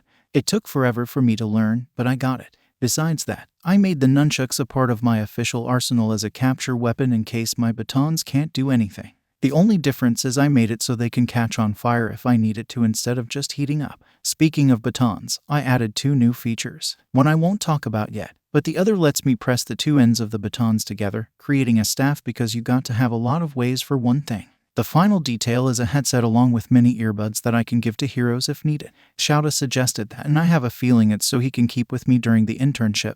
But oh well. Speaking of internships, today is the day we start them. Oh boy, a whole week of dealing with Shouta. You can hear the sarcasm dripping from my voice. Well, I'm forced to be here with the other students to see them off and hear Shouta's speech. Everyone's got their costume, right? Everyone raises their case except me. He said it was a waste of time to bring it here. You know you are not to wear your costumes without express permission or use your quirks. Stay out of trouble and don't anything stupid. Now get out of my sight. Shouta starts walking off. I face everyone. Basically, don't do something stupid and die. Have a nice time. With my signature grin, I follow beside him, leaving behind freaked out kids as they walk to their stations. I had already said my goodbyes earlier, so what are we doing, Eraserhead? I hate hearing that from you of all people. I'm attempting to be professional here, something you can't do in the first place. Harsh blow, mate. Shouta ignores that. I need to assess your combat skills before I decide to throw you out. With and without gear. Damn, I can face him with. Without, I would have to dodge always. Yes, sir. I already hate this. I have done nothing wrong. The sad part is that it is true. Damn hypocrite. We are in a field. An open field. Shouta chose this on purpose because there isn't much for me to take advantage of.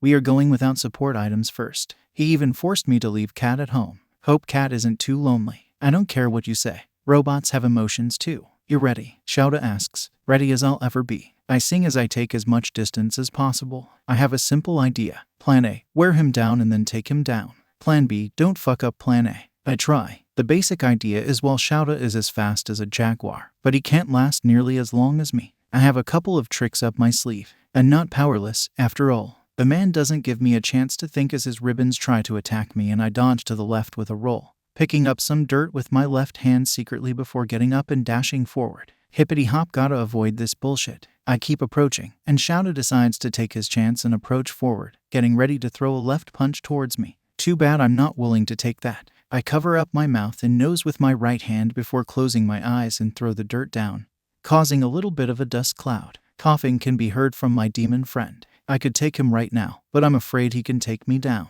Hence, I slide around him on the right, opening my eyes before taking a moment to grab something from his back before running off. I don't know why he has a full knife on view, but he does. I run back to give myself space, holding the knife in my right hand. Now I can have some fun. Should have known you didn't jump over the ribbon for a reason at the beginning. Trust me, I hate this too, mate. Dirt is yucky. There are multiple things I can do with a knife. I could use the gleam to blind him for a moment, but his goggles could block that. I could throw it and probably catch his shoulder. I hit an eye before, so that's possible, but I can't go hurting him. Logistically speaking, I made it harder for him to kill me if he were an enemy. That is a plus there. I can't go hand to hand with him because that is a lost asking to happen. I could do the dirty trick again but aim for his face, but that is predictable. There is one thing I'm good at. My acting skills are spot on. I haven't responded to his sentence with a reason, and I keep looking at the knife. I haven't moved. Izuku, I hear him ask. You take advantage of any weakness you see. I press the knife against my hand before cutting my palm, blood oozing out of my cut. It takes everything not to breathe in the smell. Izuku, I hear him approaching. I look up with my psychotic grin on my face, stopping him in place. What's wrong, Eraserhead? Don't like seeing a little bit of blood. Shouta is frozen in place as I approach, the blood dripping on the ground as I approach. I maintain eye contact with him. If what I did something similar in the cafeteria, I should be able to cause the same thing here, right? I stop in front of him, the grin being erased from my face. Life isn't fair, huh? That's why I will take any advantage I get. With that, I kick him in the stomach, causing him to fall down, and I pin him down, being careful not to get him bloody. But, Izuku, the fight is over, you won. Come on. I start to feel nauseous as I stand up from him. Izuku, I hear him, but the smell of metal is getting to me. I start holding my breath. I let go of the knife before I do something stupid, though this is stupid anyway, so more stupid. Suddenly, I feel sting then wrapping around my hand, covering the smell. It turns out, Shouta had brought a first aid kit with him because he knew I was going to do something stupid. I take a deep breath and open my eyes to see him looking at me. I take a moment before I go bipolar on him. Well, what a great way to start this week. Ready for the next run, I state as I quickly get up, flashing a smile instead of my sick grin. No, we need to discuss what happened. Did I do that thing I did in the cafeteria? Are you aware of what you were doing at that time? Kind of. It happens when I feel emotional. Like, at the speech for the sports festival, how I project. You are definitely projecting yourself. You have more power than you realize. Like a quirk. Got to make a joke somewhere. Possibly. Good thing I didn't happen to be drinking water. What? Do you think so? I'm going to hope you're fucking with me like I was, because no. You would have erased it otherwise. Glad you maintained some sanity somewhere. That's intelligence, not sanity, Eraserhead. Are you okay, Izuku? Texas, and yes, I get to refer to you how I like it because I'm your teacher, so calm down. You're still going to hear me complain. Do I get my gear now? Nope, hand-to-hand combat now. I'm only letting you continue because you would get pissed off at me otherwise, and I deal with enough of your shit. Polite, thank you. Now, time to die. I wasn't kidding when I said time to die. No gear, including Shouta and dirt, means he can literally kick my ass any day at any time.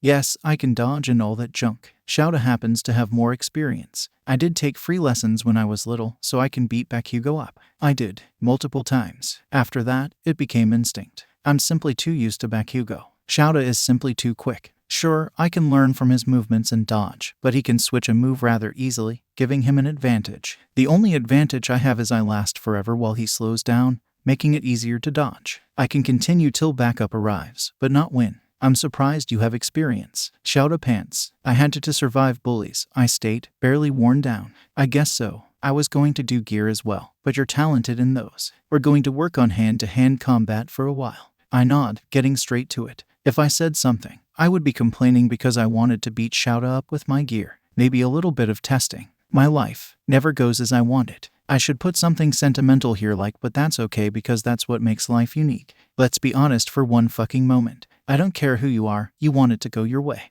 Wow, Shouta is right. I really am a distracted little puppy. I go from training with Shouta to some sappy shit. Where is my mentality? Out the window, apparently. I hate this fucking family. You know you're lying to yourself, Izuku. I'm questioning that. My confused relationship with you has led me to become covered in dirt and bruises and germs. Like, I only inflicted myself once. Compared to you, I look like a wimp. What about Hisashi and Nimiri? I'm not related to them. You need to man the fuck up to get Hisashi in the family. Meanwhile, Nimiri is screwed out of that unless she marries my mom or something. Or me, but I won't go there yet. I'm only bound legally to you and my mom. I don't want to talk about this. Well, if that doesn't explain how the training session went, so I will give you a straightforward answer. Hell, yes, I got better. It doesn't mean Shouta was going easy on me. I think he was letting his anger out on me. Like, I understand I'm aggravating, but come on. Have some sympathy. You chose me. I guess let's get back to training. We're moving on to something else. Come on, Brett. Shouta tells me as we head out. Texas, Eraserhead.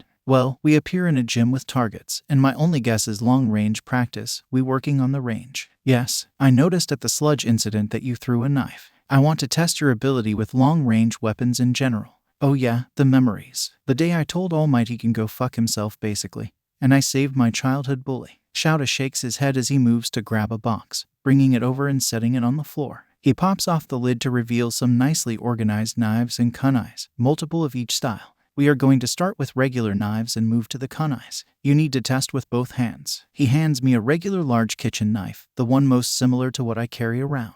Call it an unhealthy habit, but I have way too much experience with throwing knives. I wanted to be able to defend myself. It takes me about a minute to adjust to each knife, but I can aim successfully with both hands by hitting the target, always closest to the center. I forced myself to work with both. I want the least amount of weaknesses as possible, even as a kid. I bet everyone forgot I'm actually smart. By the time I got to the kunais, I was bored. Impressive. Now, Shouta left a while ago to grab something. And he opens that new box, revealing a fucking pistol. Try this. Are you allowed to give a psychotic kid a gun? Yes. The government hasn't proven that you're insane yet somehow. Thanks for the confidence, I tell Shouta sarcastically, moving to grab the gun. I take a moment to adjust before aiming it at the target and shooting, but I miss terribly. How the hell can I hit with a knife but not a gun? I take a deep breath. I take note of how I'm fidgeting as I aim the gun and shoot. Better, but not there. One more bullet, Shouta warns me. I try to focus by forcing myself still. Once again, I shoot. It hits the very bottom of the target.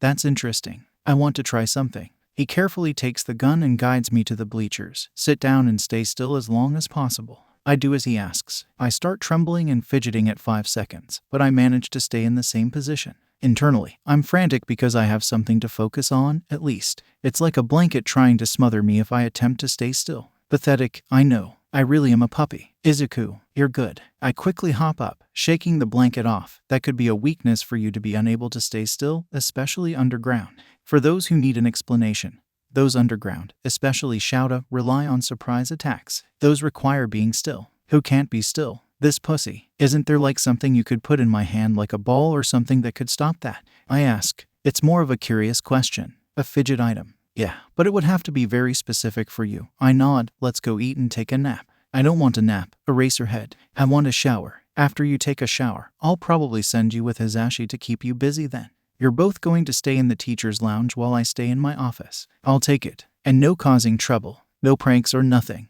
Just chat or work on something like normal people. Wasn't planning on it, but okay. Then Zuko, Hizashi and I run towards each other and hug tightly. He lifts me up and spins me around, causing me to laugh before he puts me down. How's your internship going? He asks as he leads us to the couch, us sitting on each side. Kel, I think Eraserhead is using me as a punching bag. Oh, and I learned I can throw knives, but I can't shoot a gun nor stand still. That's kind of obvious. You're fidgeting right now, kid. Thanks, Captain Obvious. You're welcome. I'm done. I get up. Nope. Izuku, get back here. Nope. I head towards the door when I feel arms wrap around my waist. Now, what's the logical thing to do? You're not my dad. I may or may not have screamed, and I may or may not have tried to kick Hizashi in the balls. Too bad he let go at the right moment and grabbed me again to tackle me on the ground and pin me. Like, you would believe he isn't a good fighter, but he knows some tricks. Believe it or not, for his Pokemon stats, he has an N intelligence. He has to know something for that grade. Izuku, I don't know what you expect. Too bad, I have no self-preservation. I start managing to slide from him, even with his weight on top of me. I can hear the pops. Oh god. Kid, stop. You're going to hurt yourself. Like I listen, I use my legs to twist back and forth, biting my tongue as I manage to force Hizashi off, allowing me a moment to sit up and get him on the ground with me on top, shaky from the force. At least he settles down. You okay? Hizashi asks worriedly. I'm fine. Don't try that again. That was reckless. I can say I'm impressed you got out of it with your height, but stupid. Now, let me up, and let's go back to the couch and cuddle because you're spending way too much time with Shouta if you go straight for violence. I do let him up, helping him on his feet as we head back to the couch. That's just how we roll. A fucking terrible way to roll. It works. Barely. What is Shouta doing anyway now that I think about it? Napping. I'm not willing, obviously. He needs it. You probably do too. Why? You would have been quicker. Your speed is supposed to be faster than mine.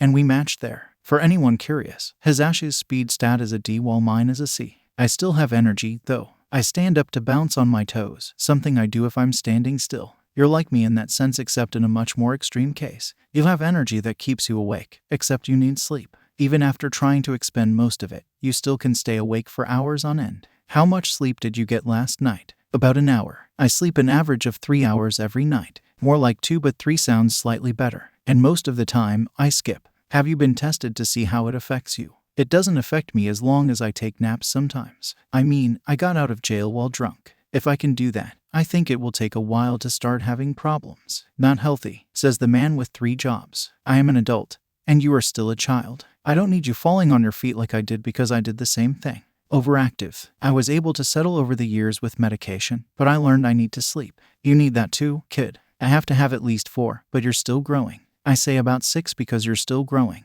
Maybe that's why you're so short. Damn, since when did this turn into Hisashi scolding me? Yeah, I'm not saying shit towards that final fact. Denzashi, kid, I will force nappy time on you. What happens if I resist arrest? Kill me. Oh, my God. There is something wrong if you are making puns. God said the same thing when he created me. Oh boy, I will let you cuddle with me if you take a nap. He would make me cuddle with him anyway. No cuddles. Also, inappropriate at school. I cross my arms, getting huffy like a little child. Recovery girl would approve. She hates me. She does not hate you. She cares for you strongly like every other student.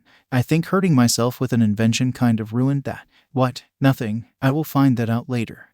I will take Shouta and you out to eat if you sleep. Oh ho ho. A way to set up a date for them. Okay, wait, really? Yep, fine, come here. Hisashi ends up grabbing my wrist, pulling me on the couch with me laying on top of him as he strokes my fluffy green curls. I knock out quickly. I wake up to the lounge door opening. Who knows how much time will pass, but I remain still and keep my breathing even. Might as well stalk. Going to be a bitch to stay, though. I feel Hisashi below me with his arms around my waist to keep me from falling off. Weird relationship. Anyway, he went to sleep. Good, he needs every bit he can get. Shouta says softly. So he is here to pick me up for more beat-up sessions. Great, he does. You know he only slept an hour last night. Hisashi responds, still stroking my hair gently, probably trying to get me to stay asleep. Fuck you, I'm already awake. Yes, and he only went to sleep when I got home, and I know he struggled then because I heard him shifting through the wall. Damn, so he goes to sleep when you go to sleep except for fewer naps. That's creepy to think about. I won't deny it. Never thought of that, but yes, what about on your free days? On the weekend when Izuku is with his mom? I don't know what happens then. I spend time with mom for the majority of the day. Then I suddenly get inspiration for a new project. So I work on that all night. You think he has some anxiety still from what happened at the USJ? Anxiety, like I know what that is. Izuku doesn't realize it, but yes, he had zoned out during our training. It doesn't help that he cut himself to catch me off guard. I think it's the other way around, too, Shouta. The other way around. Oh, wait, what? After seeing him do that, can you blame me? No, but whether you two admit or not, you two are closer than you and I can see you two being partners in the future. I deny that. If he can keep up, maybe. Wait, really? You two would be unstoppable at that point. For now, worry about getting sleep. Both of you. Zuko is following your example. Father and son duo. Or the brother duo. I'm thinking more of the brother duo. I'm done with life. Wake me up already. Yeah, wake him up. I have a feeling regret is going to happen.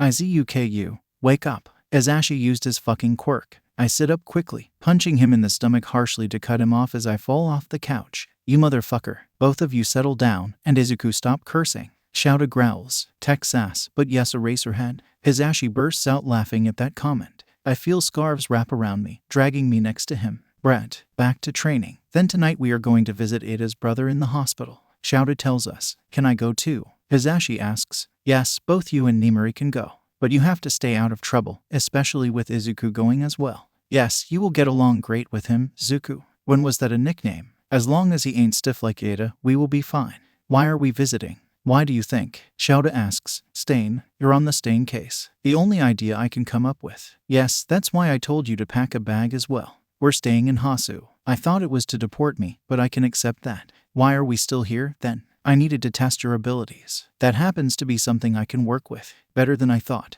I need to work more on your close combat skills. I assume you're forcing Hisashi and Nimari back on the train. Yes, I'm only willing to deal with one of you at a time. Harsh. Both Hisashi and I respond. Whatever, let's go. Shouta drags me out for our Beat the Green Boy Up session. You learn fast, Shouta states. I would fucking hope so with my grades. I can't help but snark back. Don't start. We're together for a week without anyone blocking us, so shush. Someone has an attitude problem. Whatever. Get your stuff and let's head to the station. I think I'm much better now because I'm not dead yet. Now it's just a beat-up session. And not just a beat-me-up session. Yeah, that can be looked at in more than one way. Anyway, it's time to head to Hasu. We are at the train station with our shit waiting for Nimari and Hisashi. I got the lowdown from Shouta. Apparently, they all went to UA together, so it's a meet-up, investigation mission. I'm surprised he is letting the whole squad go. He will regret that in a few minutes. Rephrase, a fucking second. We are here. We look up to see Hisashi and Nimari in civilian clothing walking over. Hisashi is wearing his hair in a half-up, half-down style with black shoes, simple blue jeans, and a white t-shirt with a black jacket unzipped. He has regular glasses on too. Did you know that his tinted orange glasses are prescription? Yes, why? I don't know. Nimari has her hair up in a ponytail, wearing a black office outfit and heels, looking like a normal woman instead of a stripper. You two quiet down. Even Izuku is staying out of trouble. What? Shouta. That's a bit of a far statement. That's kind of a disappointment when I'm the most active one here. It happens to show because I'm bouncing on my toes again. I don't even feel pain from it anymore. My hands still twitch sometimes, so I have to rub them together. Stupid tics. Realizing now, I never talked about them. I guess they slipped my mind till this point. They are more obvious now. Oh, and remember those tics because they become important later. Anyway, Bakugo used to tease me all the time for it.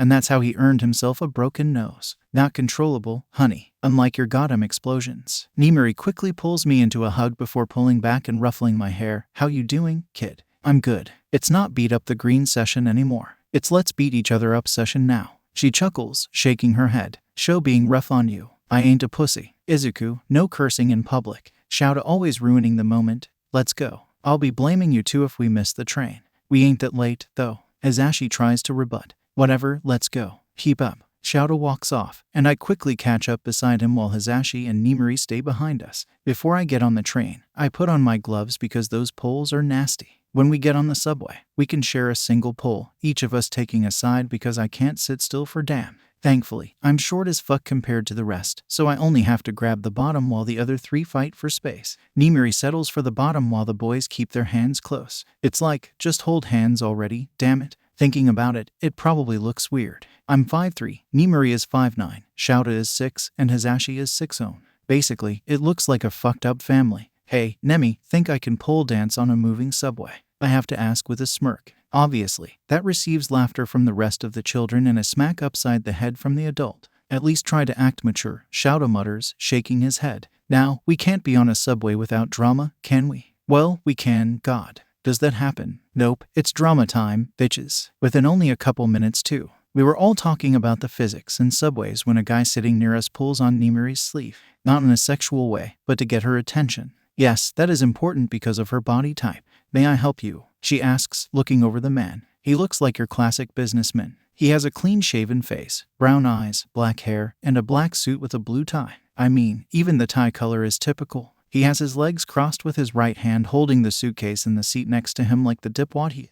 Like, that's an asshole move. Somebody could be sitting in that seat instead of your goddamn suitcase. Anywho, continuing on, his left hand is still up from getting Nemi's attention. I see him looking at me. Yes, can you tell the green boy and yellow-haired man to settle down? They are both distracting everyone in the room. Damn, Ada, I found where you got your attitude from. Anyway, I can understand. I'm bouncing, and that is normal. Hizashi, on the other hand, is more minor. He is a little bit loud, but that's expected on a subway and from him. The problem is his hand gestures. He does that when he is telling a story. He does fidget like me too, but not as bad. I spend way too much time with Nezu. Sorry, sir, I can stop. Did not mean to bother you. Hizashi tells the man. I stop my bouncing, taking a deep breath. It does piss me off, but I'm trying. I'm not in the mood to fight. I grip that fucking pole like I'm about to start dancing on it. What about the kid? I expect an apology from him too, especially if he's in the hero course. He should know respect, and he needs a healthy dose of it. Maybe put him back in his place. A quirkless shouldn't be a hero, after all. That breaks me. I look up at him. I highly recommend you leave me alone. I made it through on my damn strength. A quirkless can be as powerful, if not more powerful than someone with a quirk. What is your quirk? I feel Shouta grab the back of my neck, pulling me close to him. Somehow, that calms me down a little. Not fully. I will still be salty, but I won't attack. Yet, I will need to remember to attack my neck with bleach because of germs. I can read extremely quickly. Why would you need to know? I already gained knowledge of your quirk. I can estimate that you can retain knowledge decently well, or else the quirk is useless. That is all the knowledge I need to take someone down. Based on your body type, you do work out, so you at least have some strength, but probably lacking in the speed department. Your suitcase could be used as a weapon, however, you would have to get a lucky hit against me. Even if you did, it would be hard to knock me out. Your endurance would wear you out before you get enough strength as you would be throwing it around erratically. Now, if you decided to go hand to hand, you have smooth hands, meaning you probably only do office work. I estimate a lack of experience, and I could use your weight to my advantage. We also have this pole here that I can swing myself around like a dancer because I do dance. Check my videos out if you don't believe me. If that analysis doesn't prove myself, I don't know what does. We have brains for a reason. Humans have become so reliant on their quirks that the moment their quirk is taken, their life tumbles. That is a risk I don't have to worry about. I just need my surroundings. I grin my psychotic grin before looking away, leaving the guy baffled, but I look up again. Oh, and I know you have a knife. A pocket knife, it seems, in your right pocket, showing you're right-handed. Too short range to do anything. That leaves no room for a fight. The man lost. You know, if it was the past, I would have gotten us kicked out for fighting him and winning. However, there are times when you don't need to beat the shit out of people. For Shouta and I, we get along by beating the shit out of each other. However, there are times when that doesn't work, so we awkwardly cuddle it out. Yes, I can be fucking mature, bitches. I'm becoming a hero. I can't be flipping everyone off. I can only flip some people off without getting in trouble. I don't need to be Endeavor. Actually, we hella don't need an All Might either. Yes, Endeavor is fucking shit, but All Might could do more damage to society than him. We rely too much on him anyway. That's a bomb for you. Back on topic, though. I get caught off guard when Shouta leans down, grabbing my attention as he whispers in my ear, "I'm proud of you, kid." When he stands up straight again, I look up in confusion to see him looking down at me with a smile, still keeping a grip on my neck though and keeping me close. First off, why the fuck am I so damn short? But that's a minor detail. When was the last time someone told me they were proud of me? Why over something so simple? For once in my little life, I'm left speechless. To give you an idea of how major this is, I'm always talking, but we all know that. I didn't say a word for the rest of the ride. I was quiet, contemplating what he said to me. Maybe I'm overthinking this, but oh well. Well, Shouta, I guess you deserve something. Achievement earned. Get Izuku to shut up for more than 2 minutes. Achievement.